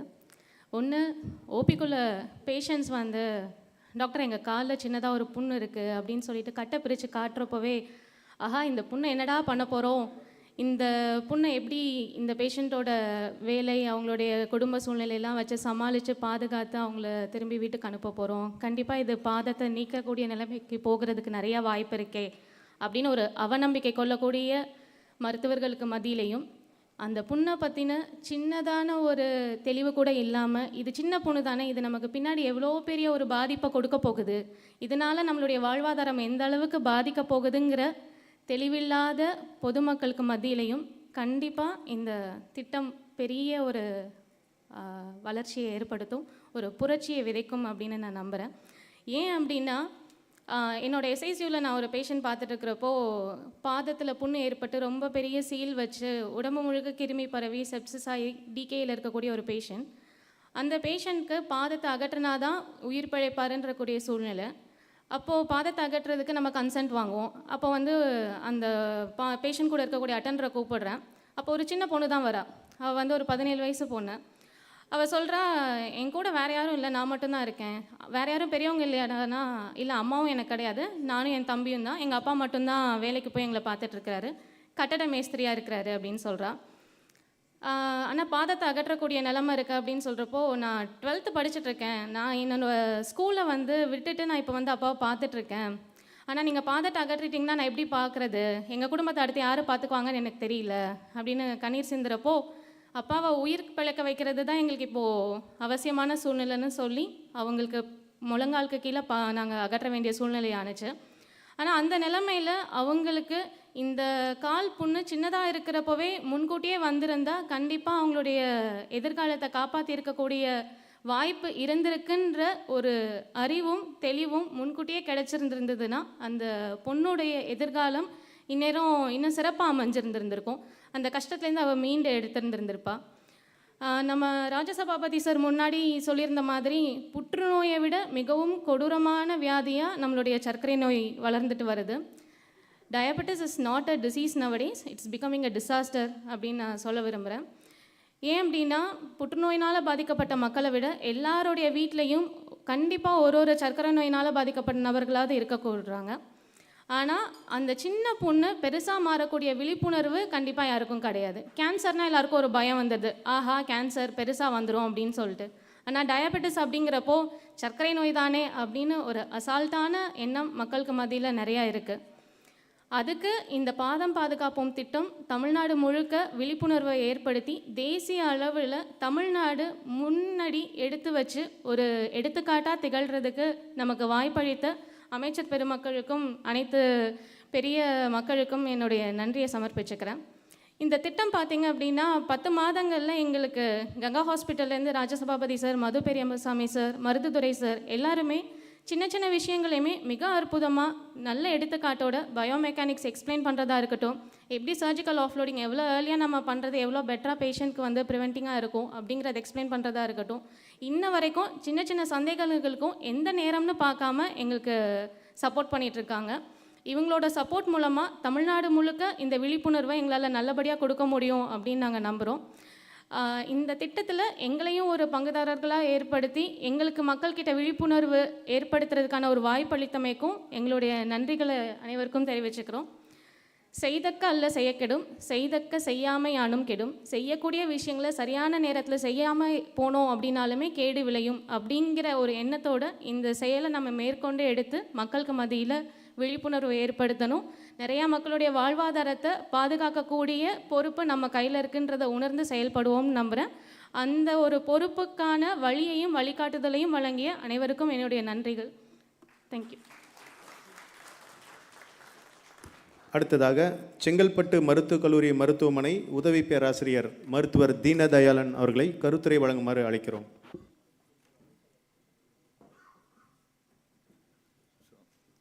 So I am doctor Dinadayalan, Chengalpattu மருத்துவக் கல்லூரி மருத்துவமனை அசிஸ்டன்ட் உதவி பேராசிரியர். ஸோ ஃபஸ்ட்டு என்னென்னா, இங்குள்ள அனைவருக்கும் என் முதற்கண் வணக்கத்தை தெரிவித்துக்கொண்டு நான் பேச தொடங்குகிறேன். ஸோ செங்கல்பட்டு மெடிக்கல் காலேஜில் நான் ஜாயின் பண்ணப்போ ஒரு பேஷண்ட்டுக்கு வந்து ஒரு ரே ஆம்புடேஷன் பண்ணியிருந்தோம், ஒரு தேர்ட் டோ. அதை எடுத்துகிட்டு பேஷண்ட் வந்து டிஸ்சார்ஜ் பண்ணதுக்கப்புறம் ஒரு 2 நாளைக்கு அப்புறம் வந்து கேஷுவாலிட்டியில் வந்து அவரை நாங்கள் டெட் பாடியாக பார்த்தோம். ரீசன் வந்து அவர் வந்து சூசைட் பண்ணிக்கிட்டார். ஸோ அவருக்கு படிக்கிறதுக்கு சின்ன பசங்க, ஒரு 8th படிக்கிற பையன் அப்படி தான் இருந்தான். ஸோ அவர் சூசைட் பண்ணிட்டார். ஏன்னு கேட்டதுக்கு வந்து ஒரு 3 மாதமாக ஒரு ஆட்டோ டிரைவர் 3 மாதமாக எங்கேயுமே வேலைக்கு போகல. ஸோ இங்கேருந்து டிஸ்சார்ஜ் ஆகி போனதுக்கப்புறம் ஹாஸ்பிட்டல் செலவு அது இதுன்னு ஆனதில் எல்லாரும் வந்து கடன் கேட்க ஆரம்பித்தாங்க. கடன் கேட்க ஆரம்பித்ததுக்கப்புறம் அப்பா வந்து கடன் கொடுக்க முடியல, அதுக்கப்புறம் அவர் சூசைட் பண்ணிட்டார். இதுதான் அவங்க சொன்னது. ஸோ அதனுடைய அந்த விரல் போகிறது, அவங்க வேலைக்கு போகாமல் இருக்கிறது, அதனுடைய சீரியஸ்னஸ் வந்து அப்போ தெளிவாக புரிஞ்சுது. அதேமாரி பேஷண்ட் வந்து நம்ம ஓபியில் பார்க்குறோம் அப்படின்னாக்கா, ஒரு கேலஸ் அல்சர்னு வந்தாக்கா நம்ம ப்ரிஸ்கிரிப்ஷன் கொடுக்கும்போது என்ன கொடுப்போம் அப்படின்னா, டெய்லி க்ளீனிங் அண்ட் ட்ரெஸ்ஸிங் பண்ணுங்கள், ஆயின்மெண்ட் போட்டுங்க அப்படின்னு சொல்லுவோம். அதையும் மீறி பேஷண்ட்டுக்கு சொல்லும் போது என்ன சொல்லுவோம் அப்படின்னா, புண்ணு அவ்வளோ சீக்கிரத்தில் ஆறாது, புண்ணோட வாழ பழகிக்கொள்ளுங்க அப்படின்னு சொல்லிவிட்டு அவங்களுக்கு வந்து புண்ணு பெருசாகவும் மட்டும் பார்த்துங்க அப்படின்னு சொல்லுவோம். ஏன்னா ஜென்ரல் சர்ஜனான எங்களுக்கு அந்த டைமில் வந்து அந்த கேலஸ் அல்சரை வந்து எப்படி ஹீல் பண்ணணும் அப்படின்ற அவேர்னஸ் பப்ளிக்கு இருக்க இல்லையோ எங்களுக்கே இல்லாமல் தான் இருந்தது. இந்த ட்ரைனிங்க்கு போயிட்டு வந்ததுக்கப்புறம் தான் அதனுடைய மாற்றம் எங்களுக்கு தெரிஞ்சது. ஜென்ரல் சர்ஜரி டிபார்ட்மெண்ட்டோட தேட்டர் லிஸ்ட்டில் பார்த்தோம் அப்படின்னா ஒரு எர்னியோபிளாஸ்டி இருக்கலாம், எமராய்டு இருக்கலாம், ஹைட்ரோசில் சர்ஜரி இருக்கலாம். பட் கேலஸ் அல்சருக்கு ஆஃப்லோடிங் சர்ஜிக்கல் ப்ரொசீஜர் எதுவுமே இருக்காது லிஸ்ட்லேயுமே பார்த்தாக்கா. அதே மாதிரி பேஷண்ட் ஓபிலையுமே பார்த்துட்டு டக்குன்னு நம்ம அனுப்பிவிட்றோம், க்ளீனிங் அண்ட் ட்ரெஸ்ஸிங் பண்ணுங்க அப்படின்னு பேஷண்ட்டுக்கு சொன்னால் பேஷண்ட் ஒரு ஆயின்மெண்ட் வாங்கிட்டு போயிடுவாங்க. ஸோ ஆஃப்டர் ஒரு 10 month ஒரு 1 yearக்கு அப்புறம் பார்த்தோன்னா அதே கேலஸ் அல்சரோடு அவங்க ஒரு இன்ஃபெக்டட் ஆகி ஒரு செப்டிசிமியா கண்டிஷன்லேயோ இல்லை ஒரு ஆம்புடேட் பண்ணுற லெவல்லையோ தான் பேஷண்ட் வந்து நிற்பாங்க. அதுக்கு ரீசன் ஆரம்பத்தில் சர்ஜன்களுக்கு ஒரு அவேர்னஸ் இல்லாமல் இருந்தது. அதேமாரி ஆர்த்ராட்டமி, ஆர்த்ரோபிளாஸ்டி, ஆஸ்டியாட்டமின்னு சொல்லும்போது அது ஒரு ஆர்த்தோ ப்ரொசீஜர் அப்படின்னு நினச்சிப்போம். அதே மாதிரி நம்ம வந்து டெண்டான் ட்ரான்ஸ்ஃபர்னு சொல்லும் போது அது பிளாஸ்டிக் சர்ஜரி டிபார்ட்மெண்ட் நினச்சிப்போம். ஆனால் தஞ்சாவூர் போனதுக்கப்புறம் தான் அது எல்லாமே ஜென்ரல் சர்ஜனாகவே ஒரு இயர்லியராகவே பண்ணக்கூடிய ப்ரொசீஜர் அப்படின்னு தெரிஞ்சது. ஏன்னா ஒரு கார்சினோமா, ஒரு மார்பக புற்றுநோயின்னு இருந்தாலோ, ஒரு கார்சினோமா செர்விக்ஸ்னு இருந்தாலோ அது எல்லாத்துக்குமே டீட்டெயிலான சர்ஜிக்கல் புக் இருக்கும். ஸ்டாண்டர்டான புக் அப்படின்னு பார்த்தாக்கா எல்லாத்துக்குமே ஒரு ஸ்டாண்டர்டாக ஒரு புக் இருக்கும். அந்த புக்கில் வந்து பக்கமாக எழுதியிருப்பாங்க, அது காம்ப்ளிகேஷன் எப்படி வரும் அப்படின்னு சொல்லிட்டு. ஆனால் எந்த ஒரு ஸ்டாண்டர்டான நம்ம புக்கு இதுக்குன்ட்டு ஒரு வூண்ட் எப்ரைன்மெண்ட்டுக்கோ இல்லை ஒரு இது இப்படி தான் பண்ணணும் அப்படின்றது இந்த இதுக்கு வந்து ஒரு ஸ்டாண்டர்டான புக்கே இல்லாமல் இருந்தது. தஞ்சாவூர் போனதுக்கப்புறம் தான் அது நல்லா அந்த தேட்டர் ரூமில் அவங்க ஃபுல் லைவ் வீடியோ காட்டுவாங்க.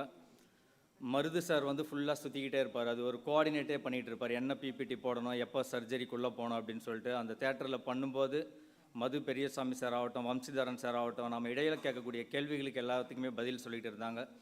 இப்போதிலிருந்து இந்த ட்ரைனிங் முடிஞ்சதுக்கப்புறம் ஜென்ரல் சர்ஜரியோட ஓடி லிஸ்ட்லேயே வந்து இந்த கேஸ் எல்லாமே முன்னாடி ப்ரையாரிட்டி கொடுத்து செய்வோம்னு நாங்கள் நம்பிக்கை தெரிவிச்சுக்கிறோம்.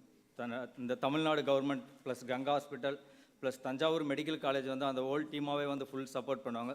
எல்லாருக்கும் நன்றி தெரிவிச்சுக்கிறோம். தேங்க்யூ. அடுத்ததாக கங்கா மருத்துவமனை இயக்குனர் மருத்துவர் ராஜசபாபதி அவர்கள் வாழ்த்துரை வழங்குமாறு அழைக்கிறோம்.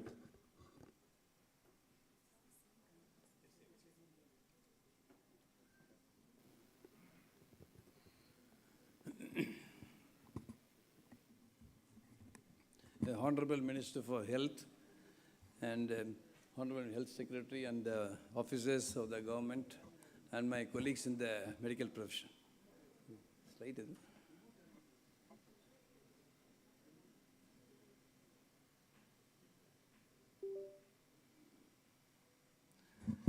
I think it's extremely soul-satisfying day for us because we have been going through this process for about 2 years.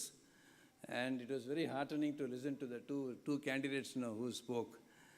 And in the next 10 minutes, I would like to say as to what we feel is the scope of this project and where Tamil Nadu and the medical professions could go.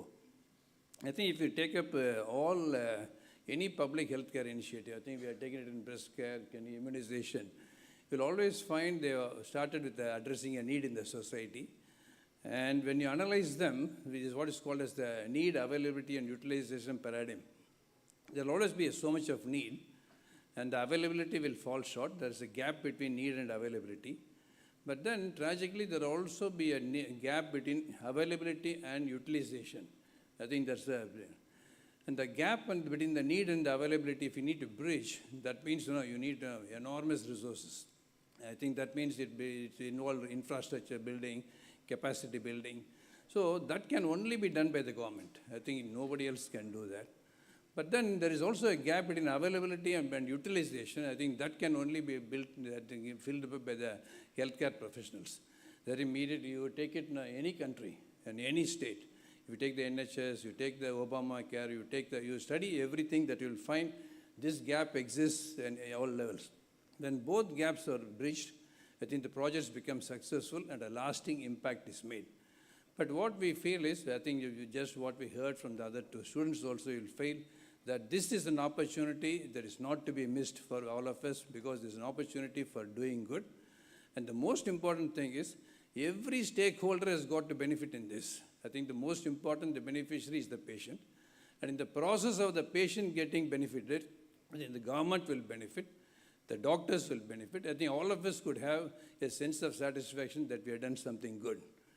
If we just take, if you take the WHO, there was this brochure I took.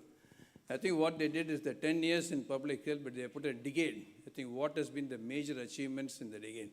Of course, you don't have to see the table of contents, but one of it is the non-communicable diseases, the silent killer. I think that's the top is there. But what I believe is, I think this, if you really, someone has to do a historically look back, the best public healthcare initiatives of the decade between 2017 to 2027, I strongly believe that Paadhukaapom Thittam can surely come into the list. I think we are at the cusp of making history. The reason is the Tamil Nadu government has taken the first steps, and surely will have the first person advantage, the first mover advantage when compared to any other state or country of similar standing. I think it's an opportunity for us to be the role model for the world. For healthcare professionals, what's at stake? I think, for example, I think why do we exist? I think hospitals exist to take care of patients. I think without patients, we cannot exist. I think only unless we have an opportunity to serve patients, we cannot exist. The main thing this project will do will be to bring in a large section of underserved people who are not so far in the radar of the regular healthcare system into the net. So Paadhukaapom Thittam, what it will do is to expand the field, and it will do it in a good way. I think that's what is very important. See, when we came back from America in 1991, I think we wanted to do major trauma and all that.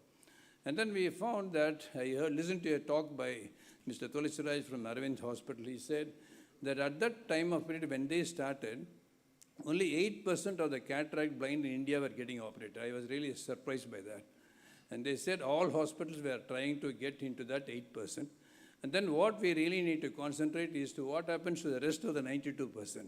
At the end of the talk, I walked up to him and asked, I just come from America, do you think it will be the same thing in trauma and hand surgery? He said, in India, everything will be the same.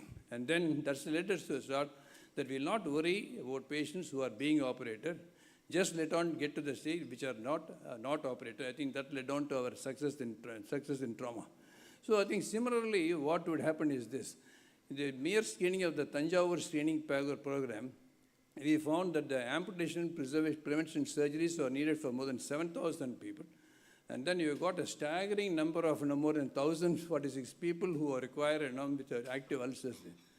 So what we really get, as the previous student said, if you see on your left, these are the early stages.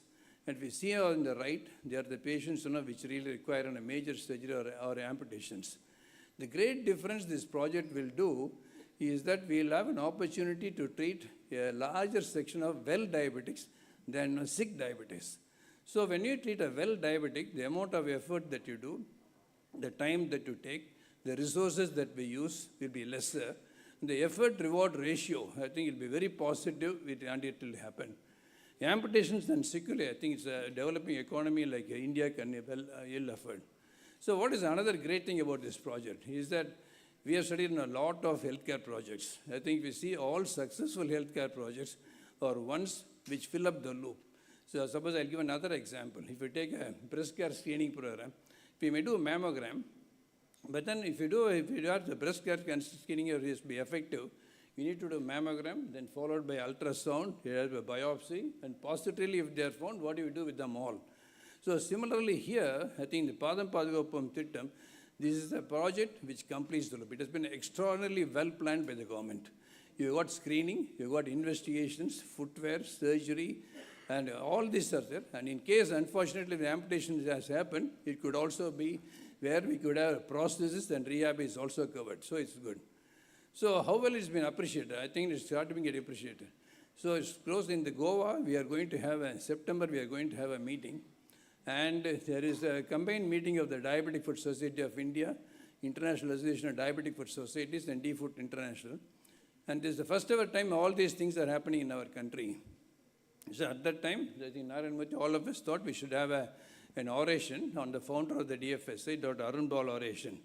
So I'm extremely happy to tell that whom do we give to this project? I think it was thought. So there was a lot of talk in the executive committee. It was said that a lot of top-class authorities are coming from all over the world to the meeting. So it was thought whether we should give it to one of them. So the argument that was put was, do we give it to any one of the international authorities who are attending the Congress, or we honor a great project that is shaping up in our country so that it will provide a platform for all the international attendees to know what the Tamil Nadu state is going to achieve. There's a lot of discussion, and finally the winner was the National Health Mission of Tamil Nadu. I think it was awarded the Arun Bal oration. I think it is an opportunity for the role model to be to the world.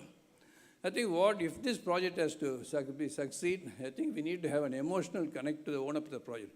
I think that's what we have found if you have to have been anything big.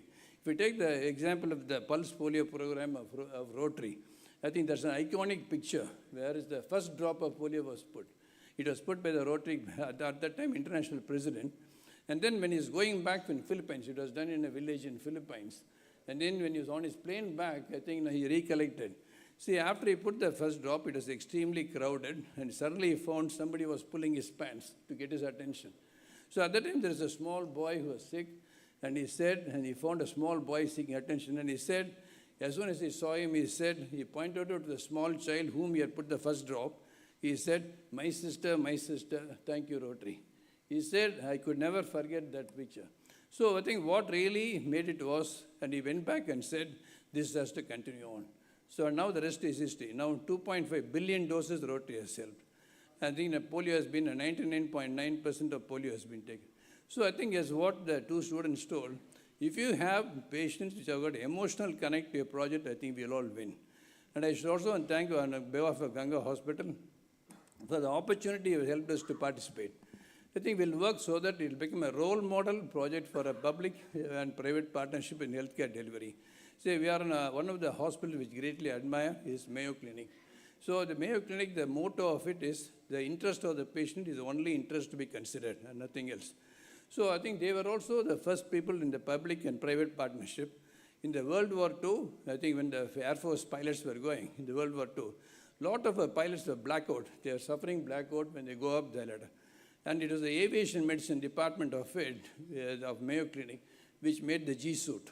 I think after the G suits came, I think it's one of the important things which led to the victory of the Allied forces. And the G suit, now it became possible because of the collaboration between the private sector and the public sector. And speaking of that, William Mayo, the founder, he said, the greatest asset of a nation is the health of its people. The medical profession can be the greatest factor for good in America, or failures as a profession or the failures of individualism. The result of competitive medicine, it must be done by collective effort. So we are marching towards success, and I am very well sure, I think more than any one of you, I am very sure, I agree that we have a lot of constraints. I for know it's pretty well because we operate about 1,700 surgeries per year. And then what I am confident is that with a fantastic supportive government, I think government is so committed, and we all know, surprised at the way with which all the officials of the government work, I am sure it's possible to complete the journey. I think it's the power of an idea, the time of which has come. My point is that if we don't do it, someone else will. I think we might lose out. I think we can't afford to come this far and then lose out. I think we'll end up with the words of Kennedy, which used to always inspire us when he said, we'll go to the moon. He said, we chose to go to the moon in this decade and do other things. not because they are easy. I think Paadhukaapom is not going to be easy. Not because they are easy, but because they are hard. Because that goal will serve to organize the measures, the best of our energies and skills. I think it will get the best of the Tamil Nadu skills, medical and non-medical. And because the challenge is one that you are willing to accept, one we are not willing to postpone, and one we are sure we are going to win. So I think we should be able to do that. And what we should aim is that if someone in 2030 or 2040 should say, historically, when they look the best public health initiatives, they must feel that Paadhukaapom Thittam was one. And all of us in this hall will be able to say, I was there when it happened, and I also made it happen. Thank you very much.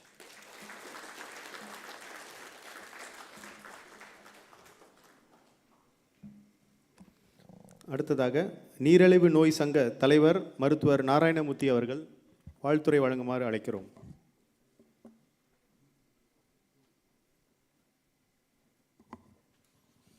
Good morning, everybody. Respected Health Minister, sir, Madam, and all the team. It gives me a great pleasure, and I thank you for this opportunity. As has been told, I have been instrumental in a very small way, and this Paadhukaapom Thittam has been a program which has come to age, and I'm sure it will be blossom. As President of Diabetic Foot Society of India, I was fortunate to be involved in the discussions to make sure that we give the award and the oration so that the rest of the world will know. So the Dr. Arunbal oration going to be held this year is going to be given to Dr. Marudare on behalf of all the magnanimous efforts and the huge effort taken by the government of Tamil Nadu. And today I'm going to talk about a few things. I'm going to tell you what the common man feels, and I feel and I resonate very much with the Paadhukaapom Thittam because the organizers and the people who have made it happen have been on the grassroots level. And has always been endeavored to make sure that we tell the common man what is happening. So I'd like to share a few things about what I have experienced and what it resonates with the present theme, what is going to happen. At the end of the day, the patient should know what is happening. And that has been my endeavor, so that every patient who comes, when he goes to home, he should know what the status of the condition of his foot is. And how do we make about it? So the doctors talk about it, but at the end of the day, the patient should know. So during this whole process, I will give you a few examples where the initiative taken by the government of Tamil Nadu here has taken a paradigm shift. I can tell you that over the few years, we have only, as told by the doctor from Chengalpet, it has usually been dressings and things like that. But this initiative is going to also look at how every person will probably benefit and probably tell people how this is going to change their lives. So can I have the next slide? So this is what happens. See the first set of pictures and see the second page. This is what the patient asks. This is what the patient asks. If the patient comes to you and the surgeon tells you you're going to have a below-knee amputation, and then a learned man comes and says, you're not going to have an amputation, but you're going to save. So the patient is actually confused.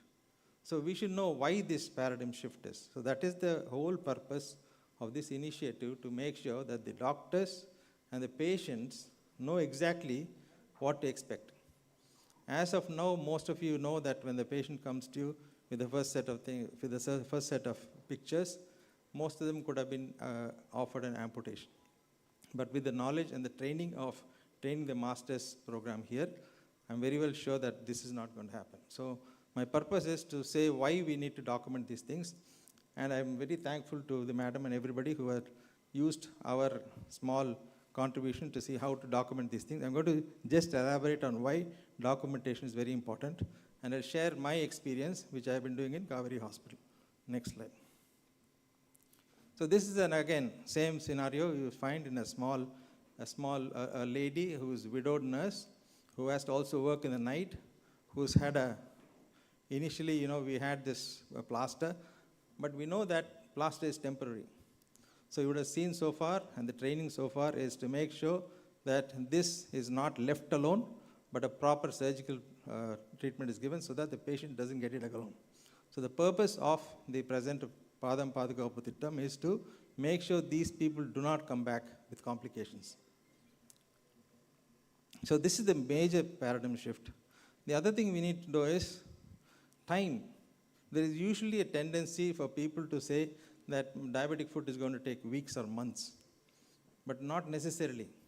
Whether it is acute situation or a chronic situation, people should know that this can be treated. So this is an example of a patient where it's going on forever, but we have to also make sure that the other medical conditions are taken care of very well. This is again a successful salvage, same thing. Here patient has been told that he is going to lose a leg, but it can be saved. So this paradigm shift has to happen. And the paradigm shift is happening on two things.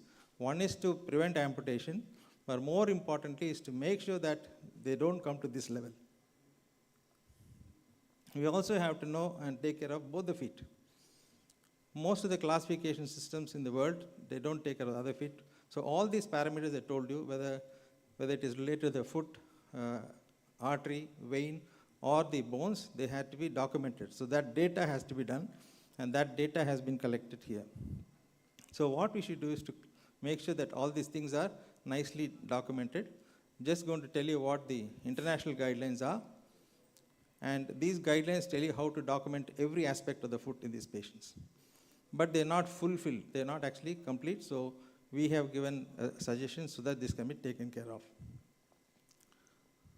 So objective is that we can communicate. So when a patient comes to you, he has to know what is the status of the patient. Two doctors, when they communicate, they should know what they're talking about. And we are talking this to the healthcare givers. They should also know what the status of the thing. Not just about the statistics, but also know what the status so that they can analyze and research. So the multiple classifications available, they're called the Sinbad and other classifications. Not going to the details. But what we have suggested is the good Ganga hospital classification, which gives you everything about the foot. There's a simple classification which is used in this program so that we can actually find out what is exactly happening and classify these patients and documentation. So documentation is very important for the documenting and also plan treatment. So what we have done is to develop a documentation system where we look at various things. When a patient comes to you like this, they all go on for months. It's important that the treating doctor knows that this can be treated very simply. In about 5 days' time, a patient like this can be cured.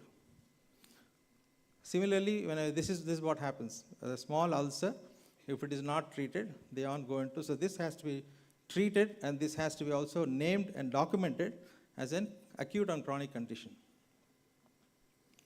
Some of these things, they just hang on for a long time. So this has been termed as chronic condition. And some of them actually keep on coming with infections again and again, so we call them recurrent infections.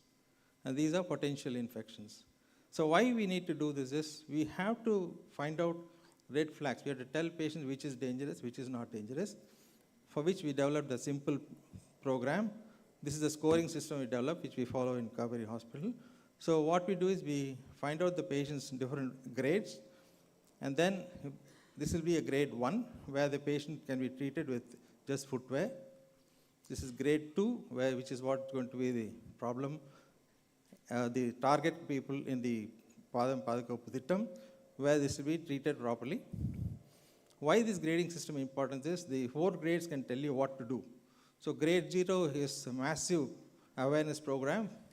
Grade 1 is where you have to do preventive procedures. Grade 2 is elective procedures, what we want to do. And of course, grade 4 is what we don't want to come to. So with this, the idea is we actually score these patients on a daily basis. Depending on the score, which is going better or getting worse or bad, we can see which component is getting better. So if the patient's diabetes status is getting worse, the score will go up. If the patient's wound is getting better, the score will go down. So with this, we can also do a lot of scientific analysis. We can also get multiple analysis. So data collection is very important so that we can do scientific analysis for planning and teaching and other things. Thank you.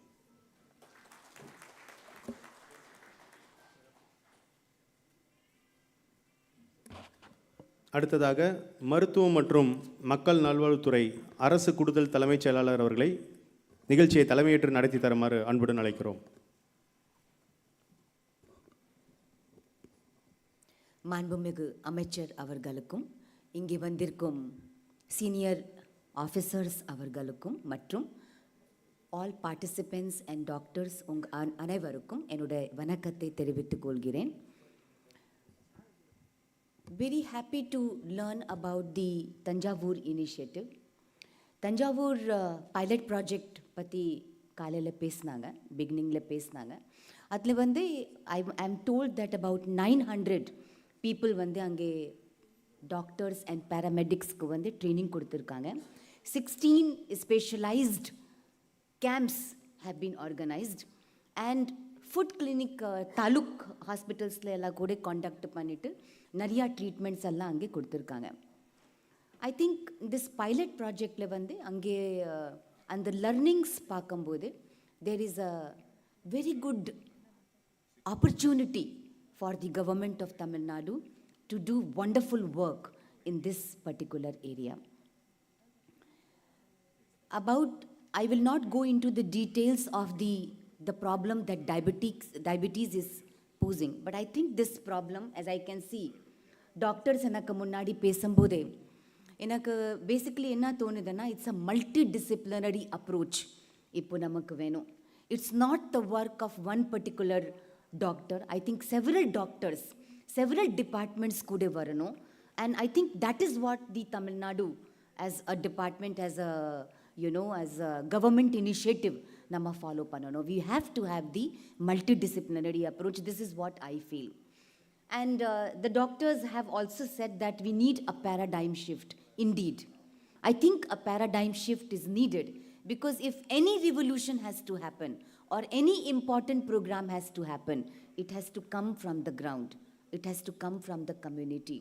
And I was reading, and I came to know that a simple practice, whereas ஒரு patient வந்து பிஹெச்சிக்கு வரும்போது அங்கே அவங்களுடைய in case a patient வந்து diabetic patient இருந்தாங்கன்னா அவங்களுடைய food wear remove பண்ணிவிட்டு food வந்து எக்ஸாமின் பண்ணாலே நிறையா இஷ்யூஸ் நமக்கு வந்து தெரிய வரும். However this thought, this particular orientation, அந்த ட்ரைனிங் நமக்கு வந்து ரொம்ப தேவைப்படுது.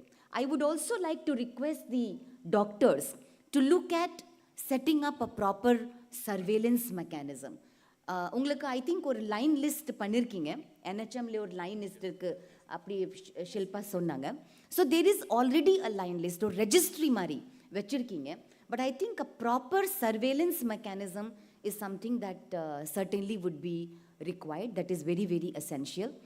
Training, capacity building, awareness among the patients, these are all important things. I also would like to request the doctors to explore the possibility of looking at certain specialized sentinel centers, where if they could be developed as the centers of repute, or they could be developed as a specialized centers, அப்போ அங்கே வந்து ஒரு sustainable training program நம்மளால் பண்ண முடியும். ஒவ்வொரு ப்ரோக்ராமில் start பண்ணும்போது ரொம்ப என்தூசியாசமோடு நாங்கள் ஸ்டார்ட் பண்ணோம். But it's very important that this programme is definitely done in a very sustained manner. So I think 3-4 important issues. I'm told that in the Tanjavur initiative, under the Honorable Chief Minister's leadership and Honorable Minister's guidance, we are going to expand the program. And I think you are going to take it to more than 2,336 PHCs, and you are going to train, basically people at all level, whether it is PHC or it is secondary level or it is tertiary level. My request is that it is very important that these 3-4 aspects have to be looked into. One is how do you bring different departments together so that we don't look at it as one department's problem. A multidisciplinary approach is followed. Bring a paradigm shift, as the doctors before us mentioned, not looking it as a simple issue, but giving all the importance that it deserves. That is something which is very important. Creating a very strong surveillance and data mechanism system so that case to case follow up namakku vandu romba easy ah irukum. That is something we should definitely look at. And creating some sentinel centers. I was just reading about it and I read that in Africa, this problem was very acute. And in Tanzania, also, they have followed a step-by-step approach. The program is called as a step-by-step approach. So what they have done, that is what? PHC lerinde, secondary healthcare and tertiary healthcare. What is it that you will be doing at every level? A proper protocol-driven progress nama follow pannuman anmal kandipa pannu mudiyum. I'm very sure that under this program, with the commitment of the doctors and the commitment of the paramedics, I think we will definitely make our Paadham Thittam as one of the best programs. And I'm very sure that, as it was mentioned before me, that this program from Tamil Nadu, which is the diabetic foot care program, would be certainly a global model. Nandri Vanakkam. அடுத்ததாக மாண்புமிகு மருத்துவம் மற்றும் மக்கள் நல்வாழ்வுத்துறை அமைச்சர் அவர்களை விழா பேருரையாற்றுமாறு அன்புடன் அழைக்கிறோம்.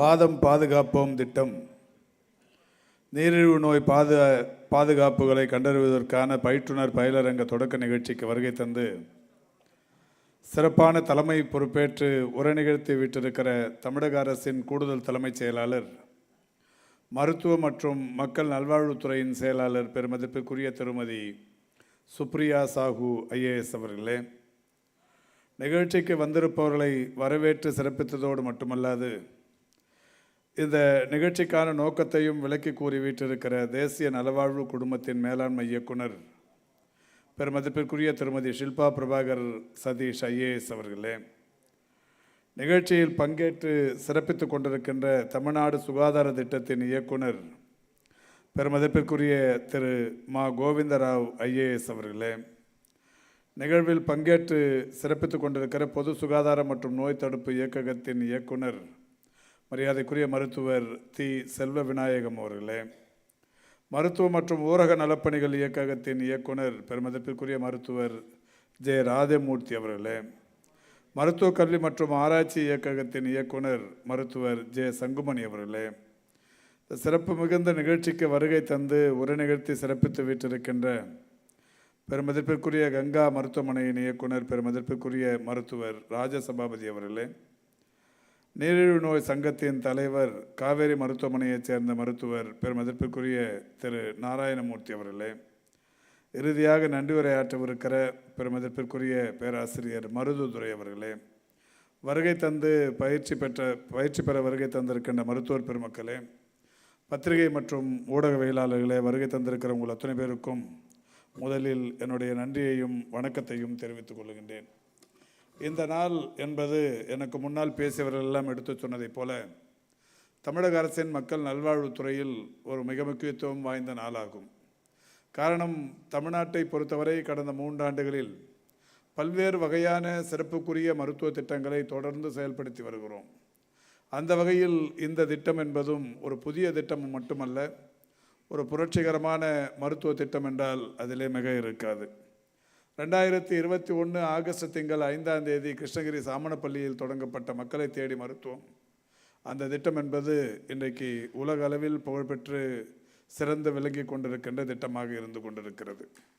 அதேபோல் 2021 டிசம்பர் திங்கள் 18ஆம் தேதி மேல்மருவத்தூரில் தொடங்கப்பட்ட இன்னுயிர் காப்போம் நம்மை காக்கும் 48 என்பது இன்றைக்கு உலகத்திற்கே வழிகாட்டும் ஒரு அற்புதமான திட்டமாக இன்றைக்கு இருந்து கொண்டிருக்கிறது.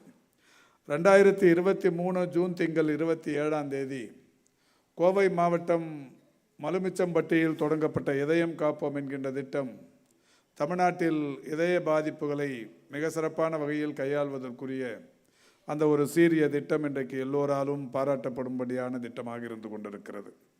அதேபோல்தான் கலைஞரின் வருமுன் காப்போம் என்கின்ற மகத்தான திட்டம் ஒரு 10 ஆண்டு காலம் தமிழ்நாட்டில் செயல்படுத்தப்படாமல் விட்டுவிட்டிருந்த அந்த திட்டத்தை மீண்டும் மாண்புமிகு தமிழ்நாட்டின் முதலமைச்சருடைய வழிகாட்டுதலோடு மாண்புமிகு தமிழ்நாட்டின் இன்றைய முதல்வர் அவர்களே நேரடியாக சேலம் வாழப்பாடிக்கு வந்து தொடங்கி வைத்த வருமுன் காப்போம் என்கின்ற அந்த மகத்தான திட்டம் 2021 செப்டம்பர் திங்கள் 23ஆம் தேதி சேலத்தில் தொடங்க வைக்கப்பட்ட அந்த நாள் என்பதும் மருத்துவத்துறை வரலாற்றில் ஒரு மிக முக்கியத்துவம் வாய்ந்த நாள்.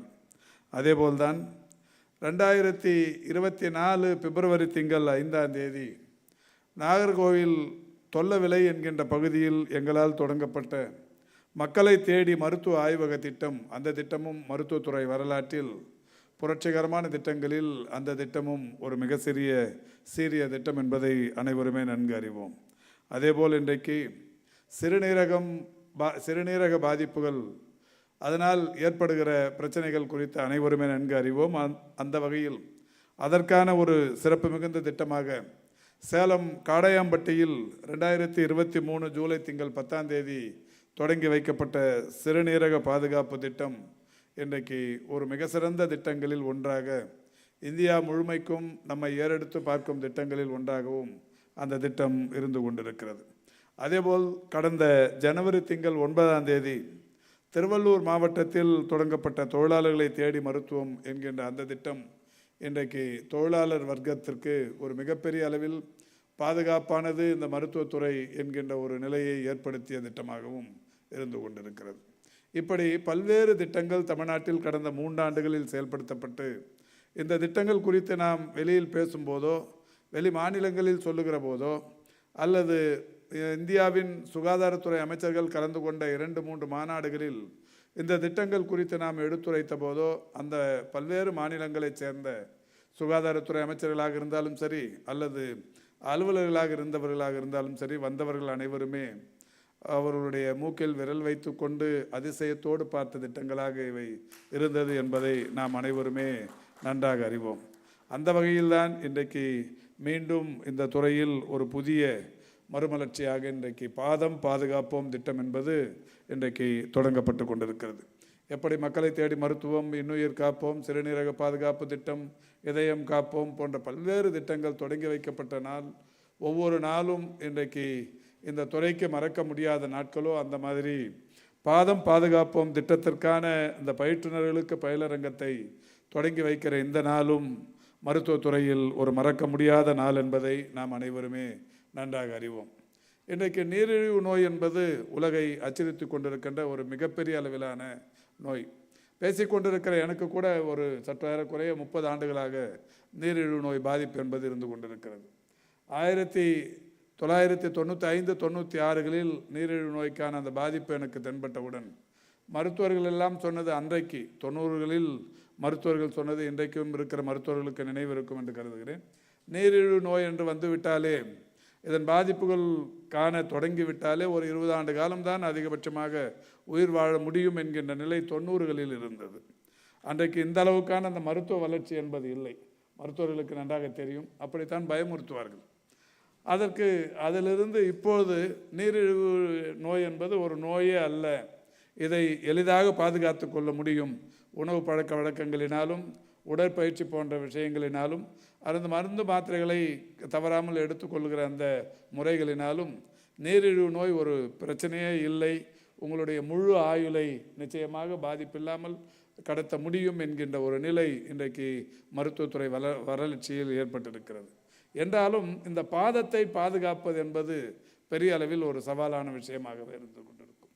காரணம், இந்த பொதுவாகவே மருத்துவர்கள் சொல்வார்கள், இந்த நீரிழிவு நோய்க்கான பாதிப்பு என்று நாம் அவர்களிடத்தில் போகிற போதே சொல்வார்கள், நீ எப்படி முகத்தை பாதுகாத்து கொள்ளுகிறாயோ, தினந்தோறும் காலையில் எழுந்து முகத்தை சோப்பு போட்டு கழுவி பேரன் லவ்லி போட்டு ஒவ்வொரு நாளைக்கு 2-3 தடவை இந்த முகத்தை பாதுகாக்கிறதுக்கு என்னெல்லாம் முயற்சி எடுக்கிறீங்களோ, அதே மாதிரியான முயற்சியை உங்கள் பாதத்திற்கும் எடுக்க வேண்டும் என்று சொல்வார்கள். முகத்தை பாதுகாப்பதற்கு இணையாக பாதங்களையும் பாதுகாக்க வேண்டும் என்பது இன்றைக்கு நீரிழிவு நோய் பாதிக்கப்பட்டவர்களுக்கு சொல்லப்படுகிற அறிவுரை.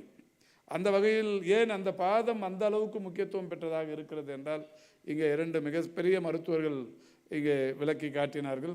இந்த பாத பாதிப்புகள், நீரிழிவு நோயினால் நீரிழிவு நோய் என்று வந்துவிட்டதற்கு பிறகு இந்த பாத பாதிப்புகள் எந்த அளவுக்கு கால்களை இழக்க வேண்டிய ஒரு சூழலுக்கு வருகிறது என்பதை இங்கே எடுத்து காட்டினார்கள். அந்த வகையில்தான் பெருமதிப்பிற்குரிய மருத்துவர் இந்த திட்டம் வருவதற்கு உண்மையிலேயே காரணமாக இருந்தவர்களில் ஒருவரை எடுத்து சொல்ல வேண்டும் என்றால் மருத்துவர் மருதுதுரையை நிச்சயம் நாம் பாராட்டியே தர வேண்டும். கடந்த 2 ஆண்டுகளுக்கு முன்னால் என்னிடத்தில் அவர் சொன்னபோது, இந்த பாதம் எந்த அளவுக்கு பாதிப்புக்குள்ளாகிறது, இதற்கு நாம் ஒரு தேர்வு காண வேண்டும் என்று சொல்லி அந்த வகையில் தஞ்சையில் அதற்கு ஒரு சிறப்பு பிரிவை தொடங்க வேண்டும் என்று சொல்லி எங்களிடத்தில் அறிவுறுத்தினார்கள். அந்த வகையில் அவர் சொன்ன அந்த அடிப்படையில் தான் 2022-23 ஆண்டு நிதிநிலை அறிக்கையில் நம்மால் அறிவிக்கப்பட்ட அறிவிப்புகளில் ஒன்றாக ஒரு அறிவிப்பு எண் 91 படி தஞ்சாவூர் மாவட்டத்தில் பாத மருத்துவ மையம் தொடங்கப்படும் என்று அறிவிக்கப்பட்டது. இந்த தஞ்சாவூர் மாவட்டத்தில் பாத மருத்துவ மையம் தொடங்கப்படும் என்று அறிவித்ததற்கு பிறகு 2022 அக்டோபர் திங்கள் 3ஆம் தேதி 1,05,00,000 செலவில் அங்கே ஒரு பாத மருத்துவ மையம் ஒன்று என்னால் நேரடியாக போய் அது திறந்து வைக்கப்பட்டது. அப்படி திறந்து வைக்கப்பட்டதற்கு பிறகு தஞ்சாவூர் மற்றும் கும்பகோணம் அரசு மருத்துவ மைய நிலையங்களை வட்டார மருத்துவமனைகளையும் இணைத்து இந்த பாத பாதிப்புகளை தடுப்பதற்குரிய அந்த ஒரு மிகப்பெரிய ஒருங்கிணைந்த மையம் ஒன்று தஞ்சாவூரில் செயல்படுத்தப்பட்டது.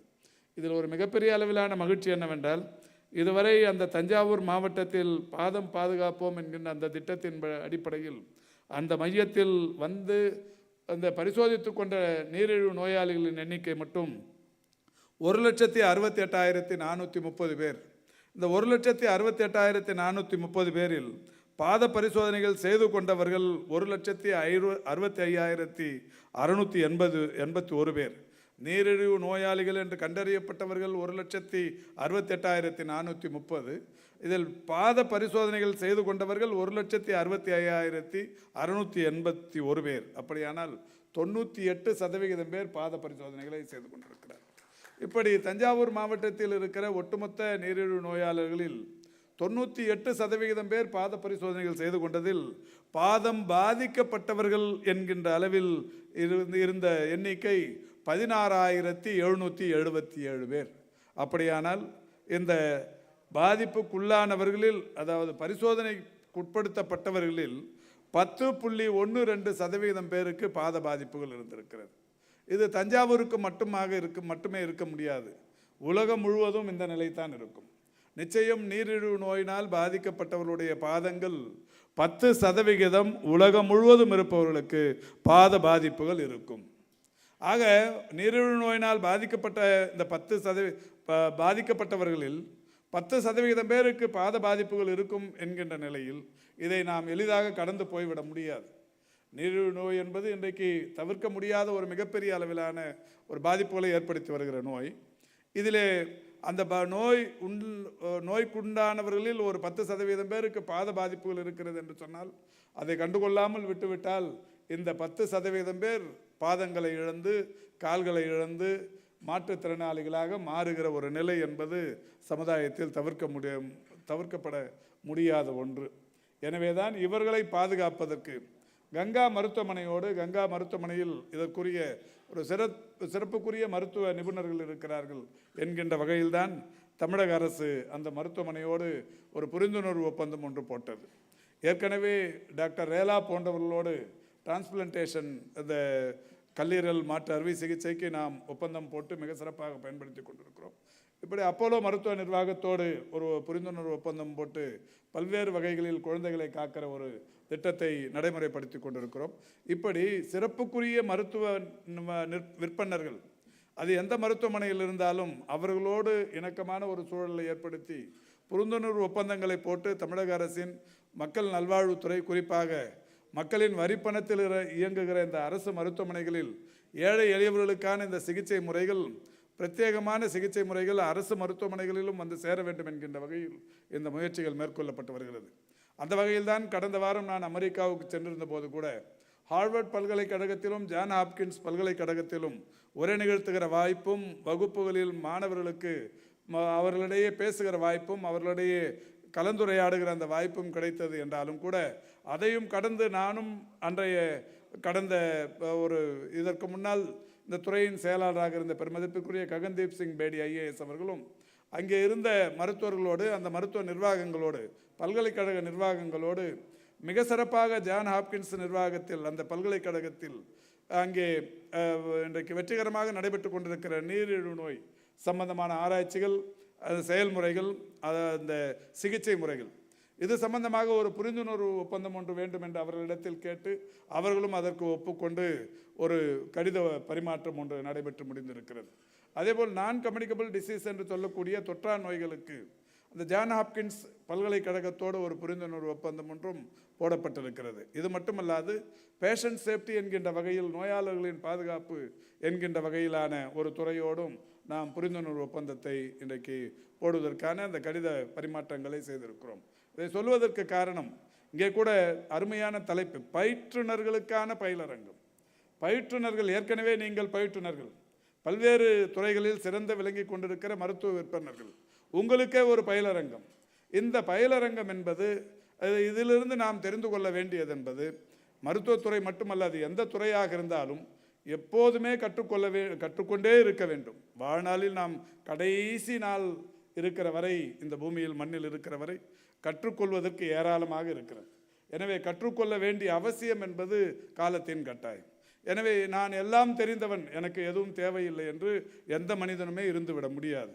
கற்றுக்கொள்ள வேண்டியது என்பது ஏராளம், கற்றுக்கொண்டே இருக்க வேண்டும். அதற்காகத்தான் இந்த பயிலரங்கம். இந்த பயிற்றுனருக்கான இந்த பயிலரங்கம் என்பது, இந்த பயிலரங்கத்தின் மூலம் நீங்கள் அந்த தெரிந்து கொள்ளவிருக்கிற விஷயங்கள். இங்கே கூட நம்முடைய துறையின் செயலாளர் இங்கே பேசும்போது சொன்னார், ஆரம்ப சுகாதார நிலையங்கள் 2286 இருக்கிறது என்றால் அதில் ஒரு 6000 மருத்துவர்கள், டிஎம்இ டிஎம்எஸ் போன்ற நிர்வாகங்களிலிருந்து ஒரு 2000 மருத்துவர்கள், ஒரு 6000 மருத்துவர்களுக்கு இந்த பயிலரங்கம் இன்றைக்கு பயன்பட போகிறது. இந்த பயிலரங்கத்தின் மூலம் அவர்கள் பயிற்றுவிக்கப்படவிருக்கிறார்கள். இது மட்டுமல்ல, மக்களை தேடி மருத்துவம் என்கின்ற மகத்தான திட்டத்தின் மூலம் இன்றைக்கு தமிழ்நாட்டில் பணியாற்றி கொண்டிருக்கிற பல்வேறு அந்த விமன் ஹெல்த் வாலண்டியர்ஸ் 10,969 பேர், எம்எல்ஹெச்பிஎஸ் 4,848 பேர், எம்டிஎம் ஸ்டாஃப் நர்சஸ் 2,432 பேர், பிசியோதெரபிஸ்ட் என்று சொல்லக்கூடிய அந்த பணியாளர்கள் 463 பேர், இந்த பேலியேட்டிவ் கேர் நர்சஸ் என்று சொல்லக்கூடிய 463 பேர், ஒட்டுமொத்தமாக ஒரு 19,175 பேருக்கும் இந்த பயிற்சி என்பது தரப்படவிருக்கிறது. ஒரு 19,175 பேர், இங்கே மருத்துவர்கள் ஒரு 8,000 பேர், ஒட்டுமொத்தமாக ஒரு 28,000 பேருக்கு இந்த பயிற்சி என்பது வழங்கப்படவிருக்கிறது. ஆக இவ்வளவு பேரும் பயிற்சி பெற்றதற்கு பிறகுதான் நம்முடைய துறையின் செயலாளரும் என்எச்எம்எம்டியும் சொன்னதை போல, ஆரம்ப சுகாதார நிலையங்களுக்கு வருகிற இந்த நீரிழிவு நோய் சம்பந்தப்பட்டவர்களுக்கு அந்த பாதத்தை பார்த்து அவர்களுக்கு பாதிப்பு இருக்கிறதா என்பதை கண்டறிந்து அந்த பாதிப்புகளை ஆரம்ப நிலைகளிலேயே களைவதற்குரிய நடவடிக்கைகள் எடுப்பது. எந்த நோயாக இருந்தாலும் ஆரம்ப நிலைகளில் கண்டறிந்தால் அது பாதுகாப்பாக அவர்களுடைய இன்றைக்கு உயிருக்கு உத்தரவாதம். அதுவே முற்றிய நிலையில் வருகிற போது நாம் பெரிய அளவில் அவர்களை நாம் காப்பது என்பது கடினமான ஒரு விஷயம். அதனால்தான் இன்றைக்கு எல்லா விஷயங்களுக்கும் ஆரம்ப நிலைகளில் அதை கண்டறிகிற அந்த பணியினை இந்த அரசு தொடர்ந்து செய்து கொண்டிருக்கிறது. அதற்காகத்தான் இன்றைக்கு இந்த பாதம் பாதுகாப்போம் என்கின்ற இந்த திட்டம் என்பது இன்றைக்கு தொடங்கப்படுகிறது. இந்த திட்டத்தின்படி கடந்த ஆண்டு நிதிநிலை அறிக்கையில் இந்த நடப்பாண்டுக்கான நிதிநிலை அறிக்கையில் அறிவிக்கப்பட்ட ஒரு 108 அறிவிப்புகளில் ஒரு அறிவிப்பு எண் 11 நம்முடைய தமிழ்நாட்டில், அதாவது பாத பாதிப்புகளை தொடக்க நிலையிலேயே கண்டறிந்து கால் இழப்புகளை தடுப்பதற்கு ஒருங்கிணைந்த பாதம் பாதுகாப்போம் திட்டம் 26,62 ரூபாய் மதிப்பீட்டில் மாநிலம் முழுவதும் செயல்படுத்தப்படும் என்கின்ற அறிவிப்பு வெளியிடப்பட்டது. அந்த அறிவிப்பின் தொடக்கம்தான் இந்த நிகழ்ச்சி. இந்த பயிற்சி என்பது ஏறத்தாழ 1 கோடி ரூபாய் அளவில், 1 கோடி ரூபாய் செலவில் இந்த பயிற்சி என்பது முழுமையாக வழங்கப்படவிருக்கிறது. இந்த பயிற்சி முடித்தவுடன் அரசாணைகள் பெறப்பட்டதற்கு பிறகு இந்த 27 கோடி ரூபாய் செலவிலான இந்த திட்டங்கள் தமிழ்நாடு முழுவதிலும் இன்றைக்கு செயல்படுத்தப்படவிருக்கிறது. இந்த ஃபுட் ஸ்கிரீனிங் சென்டர்ஸ் தமிழ்நாடு முழுவதிலும் இருக்கிற ஆரம்ப சுகாதார நிலையங்களில் அமைக்கப்படவிருக்கிறது. 100 அரசு மருத்துவமனைகளிலும் 21 அரசு மருத்துவக் கல்லூரி மருத்துவமனைகளிலும் ஃபுட் கிளினிக்ஸ், அதாவது பாத சிகிச்சை மையங்கள் தொடங்கப்படவிருக்கிறது. 15 மருத்துவக் கல்லூரி மருத்துவமனைகளில் பாத அறுவை சிகிச்சை, டயபெட்டிக் ஃபுட் சர்ஜரி சேவைகள் வழங்கப்படவிருக்கிறது. எனவே ஒரு 100 அரசு மருத்துவமனைகளிலும் 21 அரசு மருத்துவக் கல்லூரி மருத்துவமனைகளிலும் ஃபுட் கிளினிக்ஸும் 15 அரசு மருத்துவக் கல்லூரி மருத்துவமனைகளில் பாத அறுவை சிகிச்சைக்கான சேவைகளும் தொடங்குவது, ஃபுட் ஸ்கிரீனிங் சென்டர்ஸ் தொடங்குவது என்று ஏறத்தாழ 27 கோடி ரூபாய் செலவிலான இந்த திட்டங்கள் விரைவில் தொடங்கப்படவிருக்கிறது. அதற்கான ஒரு அஸ்திவாரம்தான், அதற்கான ஒரு தொடக்கம்தான் இந்த பயிலரங்கம். நிச்சயம் இந்த பயிலரங்கம் என்பது தமிழ்நாட்டில் பாதங்களை பாதுகாப்பதன் மூலம் இந்த தமிழ்நாட்டில் இருக்கிற நீரிழிவு நோயினால் பாதிக்கப்பட்டவர்களுடைய இங்கே கூட ஒரு மருத்துவர் சொன்னார், செங்கல்பட்டை சேர்ந்த மருத்துவர், ஒரு பாத பாதிப்புக்குள்ளானவர் மிக விரைவிலேயே அவருடைய உயிரையே மாய்த்து கொண்ட ஒரு நிகழ்ச்சியை எடுத்து சொன்னார். இப்படி உடலின் எந்த உறுப்பு பாதிக்கப்பட்டாலும் எந்த உறுப்பு இழந்தாலுமே ஒரு தாழ் மனநிலை என்பது அவளுடைய மனதுக்கு வந்துவிடும். தாழ்வான மனநிலை என்பது குறிப்பாக உடலில் ஏற்படுகிற அந்த அங்க ஈனங்களுக்கு பிறகு நிச்சயம் உருவாவது என்பது உறுதி. குறிப்பாக நானும் கூட 2004 அந்த விபத்து எனக்கு ஏற்பட்ட போது உங்களுக்கு தெரியும், ஒரு பெரிய அளவிலான விபத்து. சாலையில் ஏற்பட்ட அந்த என்னுடைய காருக்கும் எதிரில் வந்த கண்டெய்னர் லாரிக்கும் இடையே ஏற்பட்ட விபத்து. அந்த விபத்தில் என்னுடைய தலை 2ஆக பிளந்து போனது, வலது கால் 6 துண்டுகளாக நொறுங்கியது. இந்த நிலையில் அன்றைக்கு இருந்த மருத்துவர் காவேரி மருத்துவமனையிலிருந்து மருத்துவர் வந்திருக்கிறார். இதே காவேரி மருத்துவமனையில் தான் நான் திருச்சியில் போய் எனக்கு விபத்து நடந்தது நாரணமங்கலம் என்கின்ற திருச்சிக்கு அருகில் இருந்த ஒரு ஊர். அங்கிருந்து கேஎம்சி மருத்துவமனை, திருச்சியில் இருந்த காவேரி மருத்துவமனைக்கு அழைத்து செல்லப்பட்டேன். அங்கே மருத்துவர்கள் எனக்கு சிகிச்சை பார்த்து ஒரு 15-20 நாட்கள் அந்த மருத்துவமனையிலேயே தங்கியிருந்து சிகிச்சை பெற்றதற்கு பிறகு இறுதியாக நான் சென்னைக்கு, குறிப்பாக மியாட் மருத்துவமனைக்கு டிரான்ஸ்ஃபர் ஆகும்போது அங்கே இருந்த மருத்துவர்கள் சொன்னது, நீ இனிமேல் வாழ்நாள் முழுக்க தரையில் சம்மணமிட்டு உட்கார முடியாது, வாழ்நாள் முழுக்க வேகமாக நடக்க முடியாது என்றார். சொன்ன மருத்துவர் முன்னாடியே சரியாக 2 ஆண்டுகளுக்கு முன்னால் எந்த மருத்துவர் சொன்னாரோ அதே மருத்துவர் முன்னால் தரையில் சம்மணமிட்டு உட்கார முடியாது என்று சொன்ன மருத்துவர் முன்னால் பத்மாசனம் போட்டு காட்டினேன்.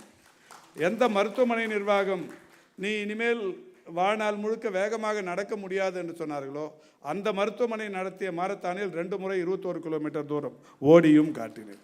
இதற்கு காரணம் நமக்கான ஒரு அந்த இது மாதிரியான ஒரு தைரியம், ஒரு மனநிலை எல்லோருக்குமே வர வேண்டும்.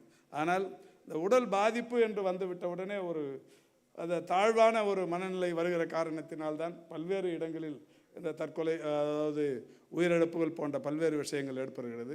அதுவும் குறிப்பாக கால்களை இழந்தவர்கள் என்பது வாழ்க்கையே இழந்து விட்டதை போன்ற ஒரு அந்த சோக நிலை ஏற்படும். எனவே இவர்களை காப்பதற்குரிய ஒரு நல்ல அடையாளம்தான் இந்த நிகழ்ச்சி. உண்மையிலே இது ஒரு மிகப்பெரிய அளவில் நாம் இன்றைக்கு தமிழ்நாட்டிற்கு மக்களுக்கு செய்யவிருக்கிற, குறிப்பாக மாண்புமிகு தமிழ்நாட்டின் முதலமைச்சர் அவர்கள் தொடர்ந்து இந்த துறைக்கு அறிவுறுத்துவது, கடைகோடி மனிதனுக்கும் இந்த மருத்துவ சேவை 100% போய் சென்றடைய வேண்டும் என்பதுதான்.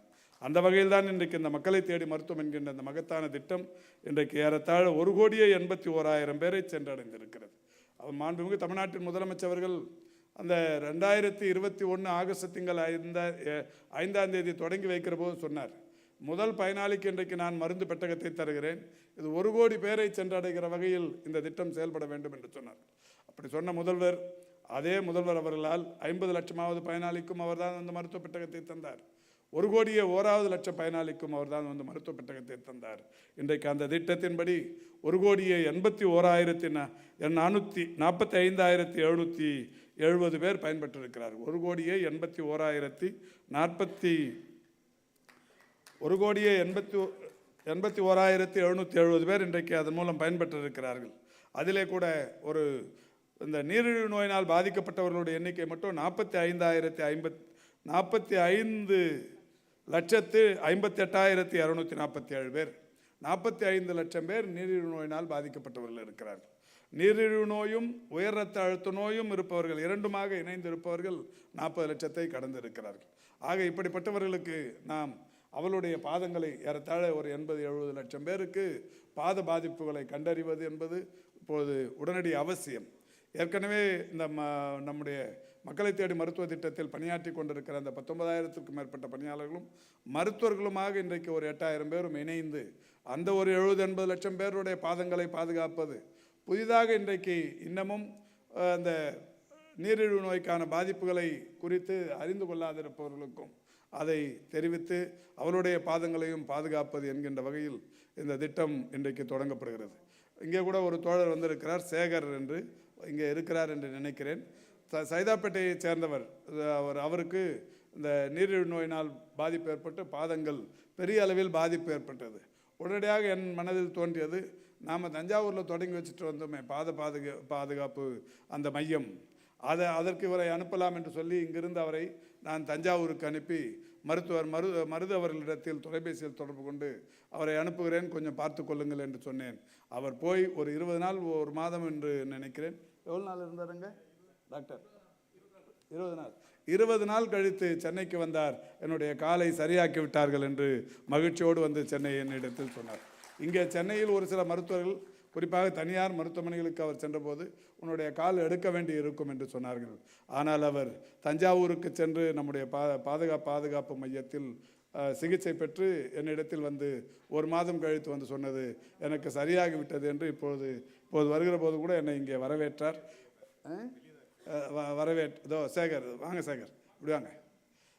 அது வந்து கொண்டிருக்கிற இவர்தான் நம்முடைய தஞ்சாவூர் சிகிச்சை மையத்தில் சிகிச்சை பெற்றவர். இப்படி ஏராளமானவர்கள் மகிழ்ச்சியோடு இருப்பதற்கு இந்த பாதத்தை பாதுகாப்போம் என்கின்ற இந்த திட்டம் எதிர்காலத்தில் பயன்படும் என்கின்ற ஒரு மிகப்பெரிய அளவிலான நம்பிக்கை இருக்கிறது. நான் ஏற்கனவே சொன்னதை போல பல்வேறு திட்டங்கள் இன்றைக்கு தமிழ்நாட்டின் மருத்துவத்துறைக்கு புகழ் சேர்த்து கொண்டிருக்கிறது. அதுபோல் இந்த பாதுகாப்போம் திட்டமும் தமிழ்நாட்டின் புகழ் சேர்க்கும் திட்டங்களில் ஒன்றாகவும் தமிழ்நாட்டில் இருக்கிற நீரிழிவு நோயாளர்களின் பாதத்தை பாதுகாப்பும் திட்டமாகவும் இருக்கும் என்கின்ற நம்பிக்கையில் அதற்கு முழு காரணமானவர்களாக நீங்கள் இருக்கப் போகிறீர்கள் என்பது மிக முக்கியமான ஒன்று.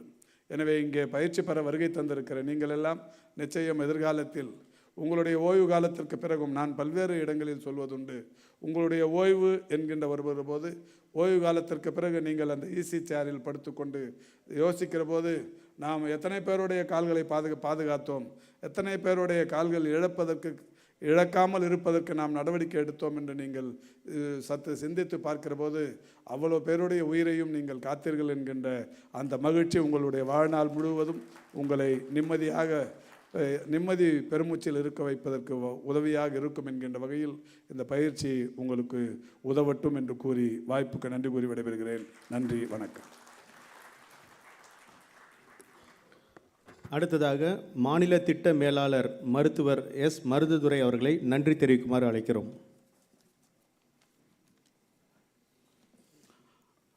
மாண்புமிகு அமைச்சர் அவர்கள் உள்ளிட்ட அவையை வணங்கி, நீரிழிவு நோயின் வெளித்தோயா உள் சீர்குலைவுகள் ஒரு நாள் திடீரென வெடிக்கும் எரிமலை போல் நிகழ்வுகளாய் அமைந்திடும். காரணம், microvascular leaks and macrovascular blocks. இந்த பாதிப்புகள் வெளியிலே தெரியாது. சர்வதேச பிரச்சனையாகிய இந்த நீரிழிவு பாதிப்புகளுக்கு மக்களை எப்படி நாம் விழிப்புணர்வு ஏற்படுத்துவது என்று உலகமே சிந்தித்துக் கொண்டிருக்கின்ற வேளையில் வள்ளுவர் 2055 ஆண்டுகளுக்கு முன்னால் தெளிவுறச் சொன்னார், எதிரதா காக்கும் அறிவினார் கில்லை அதிர வருவதோர் நோய். அதையே தமிழ்நாடு அரசின் கொள்கை விளக்கமாக அமைத்து இலச்சினையாக வெளியிட்டு இதற்கு மறைந்த நம்முடைய டாக்டர் கலைஞர் அவர்கள் விளக்கம் அளித்திருக்கிறார்கள். வருமுன் அறிந்து காத்துக்கொள்ளும் திறன் உடைய மக்களுக்கு அதிர்ச்சி தரக்கூடிய துன்பம் ஏற்படாது. நண்பர்களே, இன்றைய நிகழ்வு ஒரு திறன் கூட்டல், திறன் மேம்பாட்டு நிகழ்ச்சியாகும். இங்கு வந்திருக்கக்கூடிய பயிற்றுனர்கள் உங்களுக்கெல்லாம் ஏற்கனவே நீங்கள் திறன் பெற்றவர். மாண்புமிகு அமைச்சர்கள் சொன்னது போல நீங்கள் எல்லாம் திறன் பெற்றிருப்பினும் கூட சமூக நோக்குடனும் இன்று ஏற்பட்டிருக்கக்கூடிய மாற்றங்களையும் உள்வாங்கி களத்தில் இருக்கக்கூடிய பணியாளர்களுக்கு நீங்கள் திறன் கூட்டப் போகிறீர்கள். அந்த பணியாளர்கள் மக்களிடம் சென்று எப்படி பாதுகாத்துக் கொள்வது என்கின்ற விழிப்புணர்வை கூட்டி மக்களை திறன்மிக்க சமுதாயமாக ஆக்கப் போகின்றீர்கள். கலைஞர் அவர்களுடைய சிந்தனையின்படிதான் நம்ம சமூக இயக்கமே இருக்கிறது என்பதற்கு இது ஒன்றே சான்றாகும். மக்களின் விழிப்புணர்வு நிலை மேம்பட்டு மோசமான விளைவுகளை தடுப்பதற்கான முன்னெடுப்புகள் வெற்றி பெற்று, நண்பர்களே, பாதங்களின் முக்கியத்துவத்தை பொது புத்தியில் விதைப்பதில் மாண்புமிகு அமைச்சர் அவர்கள் ஓர் நடக்கும் உதாரணம், ஒரு மாரத்தான் உதாரணம்.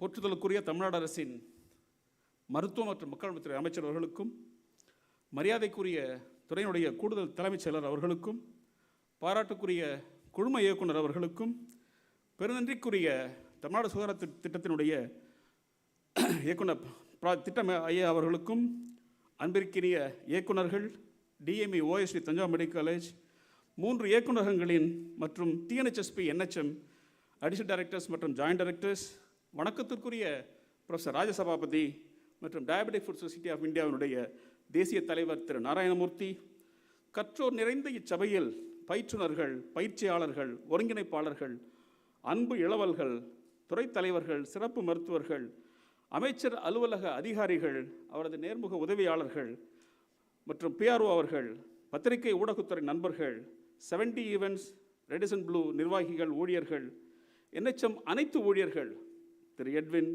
Charles, my own team Lydia, Anjali, Prabhakar, Manikandan and நான் தயாரித்து வெளியிட்டிருக்கக்கூடிய இந்த கையேட்டுக்கு பங்களிப்பு செய்த தஞ்சாவூர் மருத்துவக் கல்லூரியுடைய பேராசிரியர் doctor VP Kannan, doctor Sridhar, Stanley மருத்துவக் கல்லூரி பேராசிரியர் டாக்டர் முகுந்தன் மற்றும் நமது நோயாளிகள், ஒரே ஒரு நிமிடத்தில் முடித்துக் கொள்கிறேன். இந்த நோயாளிகள் தான் நாம் நன்றி சொல்ல வேண்டிய முதல் மக்களாகும்.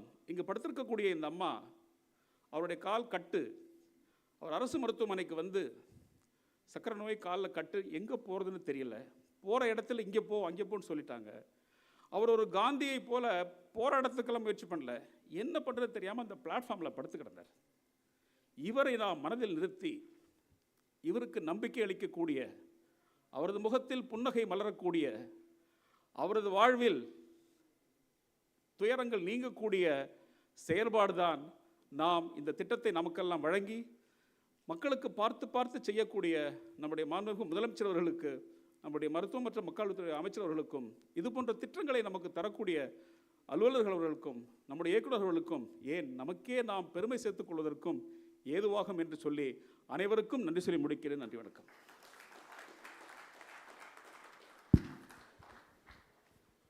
மாண்புமிகு அமைச்சர் அவர்களின் செய்தியாளர் சந்திப்பு நடைபெறும்.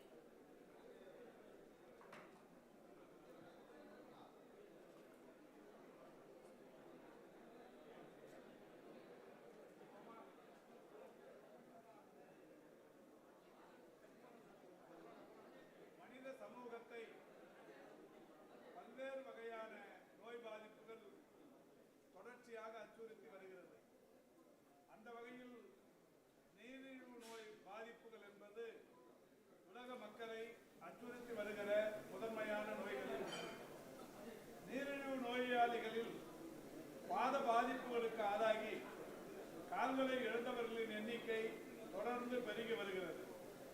எனவே இந்த பாத பாதிப்புகளை கண்டறிந்து சிகிச்சை அளிப்பதற்கு பாதம் பாதுகாப்போம் என்கின்ற திட்டம் 2023 ஆண்டின் நிதிநிலை அறிக்கையில் மக்கள் நல்வாழ்வுத்துறையின் அறிவிப்புகளில் ஒன்றாக அறிவிப்பு எண் 91 படி தஞ்சாவூர் மாவட்டத்தில் ஒரு மருத்துவ மையம் ஒன்று பாதம் பாதுகாப்போம் திட்டத்தின்படி அமைக்கப்படும் என்று அறிவிக்கப்பட்டது.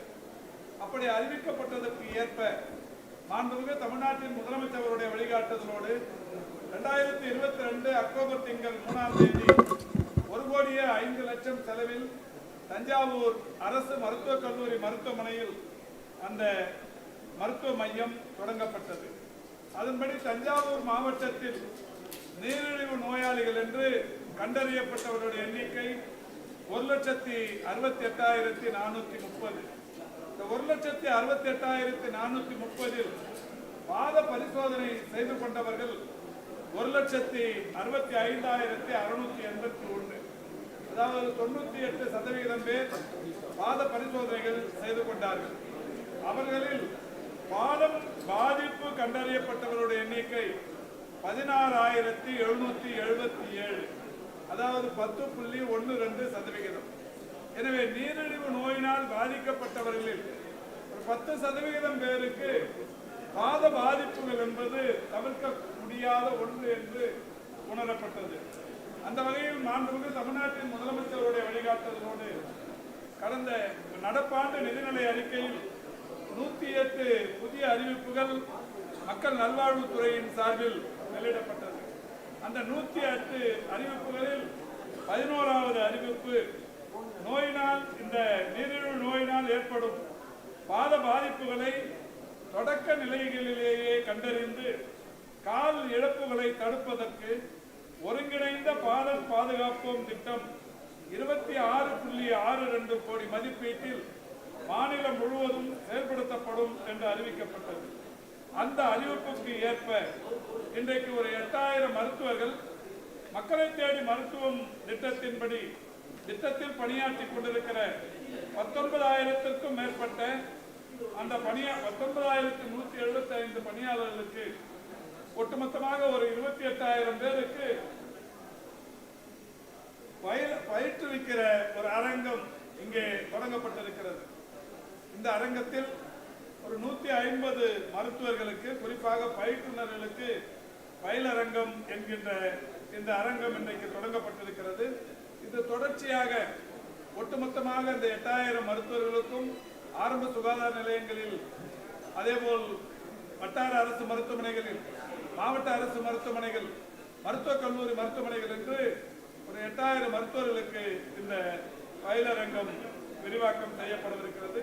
அதோடு மட்டுமல்லாது 19,175 மக்களை தேடி மருத்துவ திட்டத்தில் பணியாற்றுகிற பல்துறை பணியாளர்களுக்கும் இந்த பயிலரங்கம் விரிவாக்கம் செய்யப்படவிருக்கிறது.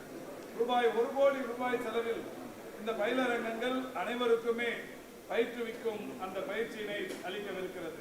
இது முடிந்தவுடன் நான் ஏற்கனவே சொன்ன 26,62,00,000 ரூபாய் செலவில் மாநிலம் முழுவதும் இந்த பாதம் பாதுகாப்போம் திட்டத்தின்படி சிகிச்சை முறைகளை மேற்கொள்வதற்குரிய நடவடிக்கைகள் எடுக்கப்படும். அதற்காக அரசாணைகளுக்காக காத்திருக்கிறோம். விரைவில் வந்தவுடன் அந்த திட்டங்கள் தொடங்கப்படும். பாத பாதிப்புகளை கண்டறியும் பரிசோதனை மையங்கள் ஃபுட் ஸ்கிரீனிங் சென்டர்ஸ் அனைத்து ஆரம்ப சுகாதார நிலையங்களிலும் அமைக்கப்படவிருக்கிறது. தமிழ்நாட்டில் இருக்கிற 2,286 ஆரம்ப சுகாதார நிலையங்களிலும் இந்த ஃபுட் ஸ்கிரீனிங் சென்டர்ஸ் அமைக்கப்படவிருக்கிறது. அதேபோல் 100 அரசு மருத்துவமனைகள் மற்றும் 21 அரசு மருத்துவக் கல்லூரி மருத்துவமனைகளில் பாத சிகிச்சை மையங்கள் ஃபுட் கிளினிக்ஸ் ஏற்படுத்தப்படவிருக்கிறது. 15 மருத்துவக் கல்லூரி மருத்துவமனைகளில் பாத அறுவை சிகிச்சை டயபெட்டிக் ஃபுட் சர்ஜரி சேவைகள் வழங்கப்படவிருக்கிறது. இந்த திட்டம் சார்ந்த மருத்துவ பணியாளர்களுக்கு உரிய பயிற்சியும் மற்றும் சமூக அளவிலான விழிப்புணர்வும் ஏற்படுத்துகிற வகையில் தான் இந்த பயிற்றுநர்களுக்கான பயிலரங்கம் இன்றைக்கு தொடங்கப்பட்டிருக்கிறது. தமிழ்நாடு அரசின் பல்வேறு மருத்துவ திட்டங்கள் இன்றைக்கு மகத்தான திட்டங்களாக செயல்பட்டு வருகிறது.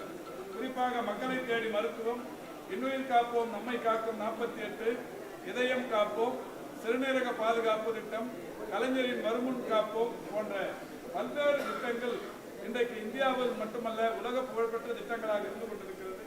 அந்த திட்டங்களின் வரிசையில் பாதம் பாதுகாப்போம் திட்டமும் ஒன்றாக இன்றைக்கு இணைகிறது. அதற்கான பயிலரங்கம் இன்றைக்கு தொடங்கி வைக்கப்பட்டிருக்கிறது. ஏற்கனவே மருத்துவ நிபுணர்கள் இருக்காங்க, இவங்களுக்கு பயிலரங்கம் கொடுத்து ட்ரைனிங் பண்ற அளவுக்கு இந்த நீரிழிவுக்கான சிகிச்சையில ஏதாவது மாறுபாடு இருக்கா? என்னென்ன பயிலரங்கம்? இப்போ ஏற்கனவே கங்கா மருத்துவமனையோடு புரிந்துணர்வு ஒப்பந்தம் ஒன்று போடப்பட்டு அவர்களின் மூலம் பயிற்சி தரப்பட்டிருக்கிறது. இங்கே இருந்து கூட செங்கல்பட்டு மருத்துவர் ஒருவர் பேசினார், அவர் சர்ஜன். அவர் வந்து இங்கே பேசும்போது சொன்னார், அவர்களிடத்தில் பெற்ற பயிற்சிக்கு பிறகு அவருக்கு கிடைத்த அந்த விழிப்புணர்வு, அவருக்கு கிடைத்த பல்வேறு வகையான அந்த பாடம், அதன் மூலம் தான் பெற்ற பயிற்சி, அதை இங்கே தெளிவாக சொன்னார். அதனால் நான் ஏற்கனவே சொன்னது மாதிரி எந்த துறையாக இருந்தாலும் கற்றுக்கொள்வதற்கு ஏராளமாக இருக்கிறது. தொடர்ந்து கற்றுக்கொண்டே இருக்க வேண்டும். ஒருவர் நான் எல்லாம் கற்று தேர்ந்தவன் என்று யாரும் எந்த துறையிலும் சொல்ல முடியாது. கடைசி நாள் மனிதன் வாழ்கிற வரை கற்றுக்கொண்டே இருக்க வேண்டும். அந்த வகையில் தான் இவர்களுக்கு இப்பொழுது கற்றுத்தரும் பணி தொடங்கப்பட்டிருக்கிறது. இது இந்த பயிற்சி எவ்வளோ சீக்கிரம் முடியுமோ இந்த 28,000 பேருக்கான பயிற்சி 1 கோடி ரூபாய் செலவில் NHM MD இதை வந்து வடிவமைத்து நம்ம செக்ரட்டரி இங்கே பேசும்போது கூட நீங்கள் பார்த்துருப்பீங்க. இதை ஒரு ஸ்ட்ரீம்லைன் பண்ணி ஒவ்வொரு நாளும் எந்தெந்த துறைக்கு செய்யணுன்றதை தொடர்ச்சியாக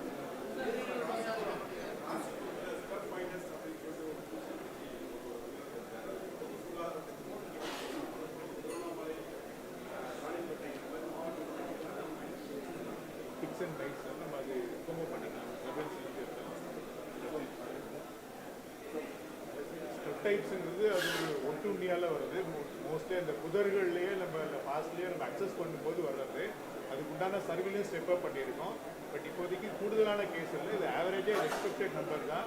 எங்கெங்கெல்லாம் இந்த மலைப்பகுதிகளில் பப்ளிக் அக்சஸ் இருக்கோ அங்கே இது வருவதற்கான வாய்ப்பு இருக்குது. சர்வீலன்ஸ் தான் இருக்குது, கண்ட்ரோலில் இருக்குது, ட்ரீட்மெண்ட்டுக்கான ஆப்ஷன்ஸ் இருக்குது.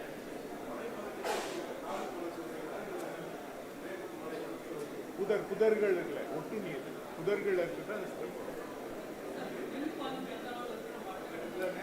தெளிவாக சொன்னாங்க. டெங்கு பாதிப்பு கண்ட்ரோலில் இருக்குது. அந்த அதாவது இந்த மாதத்தில் எவ்வளோ வந்துருச்சு, இது வரைக்கும் எவ்வளோ வந்துருக்குங்கிற பற்றியல் நிறைய இன்னைக்கு கேஸ் 572 இந்த இந்த மாதத்தில் மட்டும் 571. இந்த மாதத்தில் மட்டும் 943 இது வரைக்கும் கேஸ் வந்து 572 டெத்து. இந்த ஆண்டுக்கான மொத்த இறப்புகள் 2. அந்த வகையில் ரொம்ப கண்ட்ரோலாக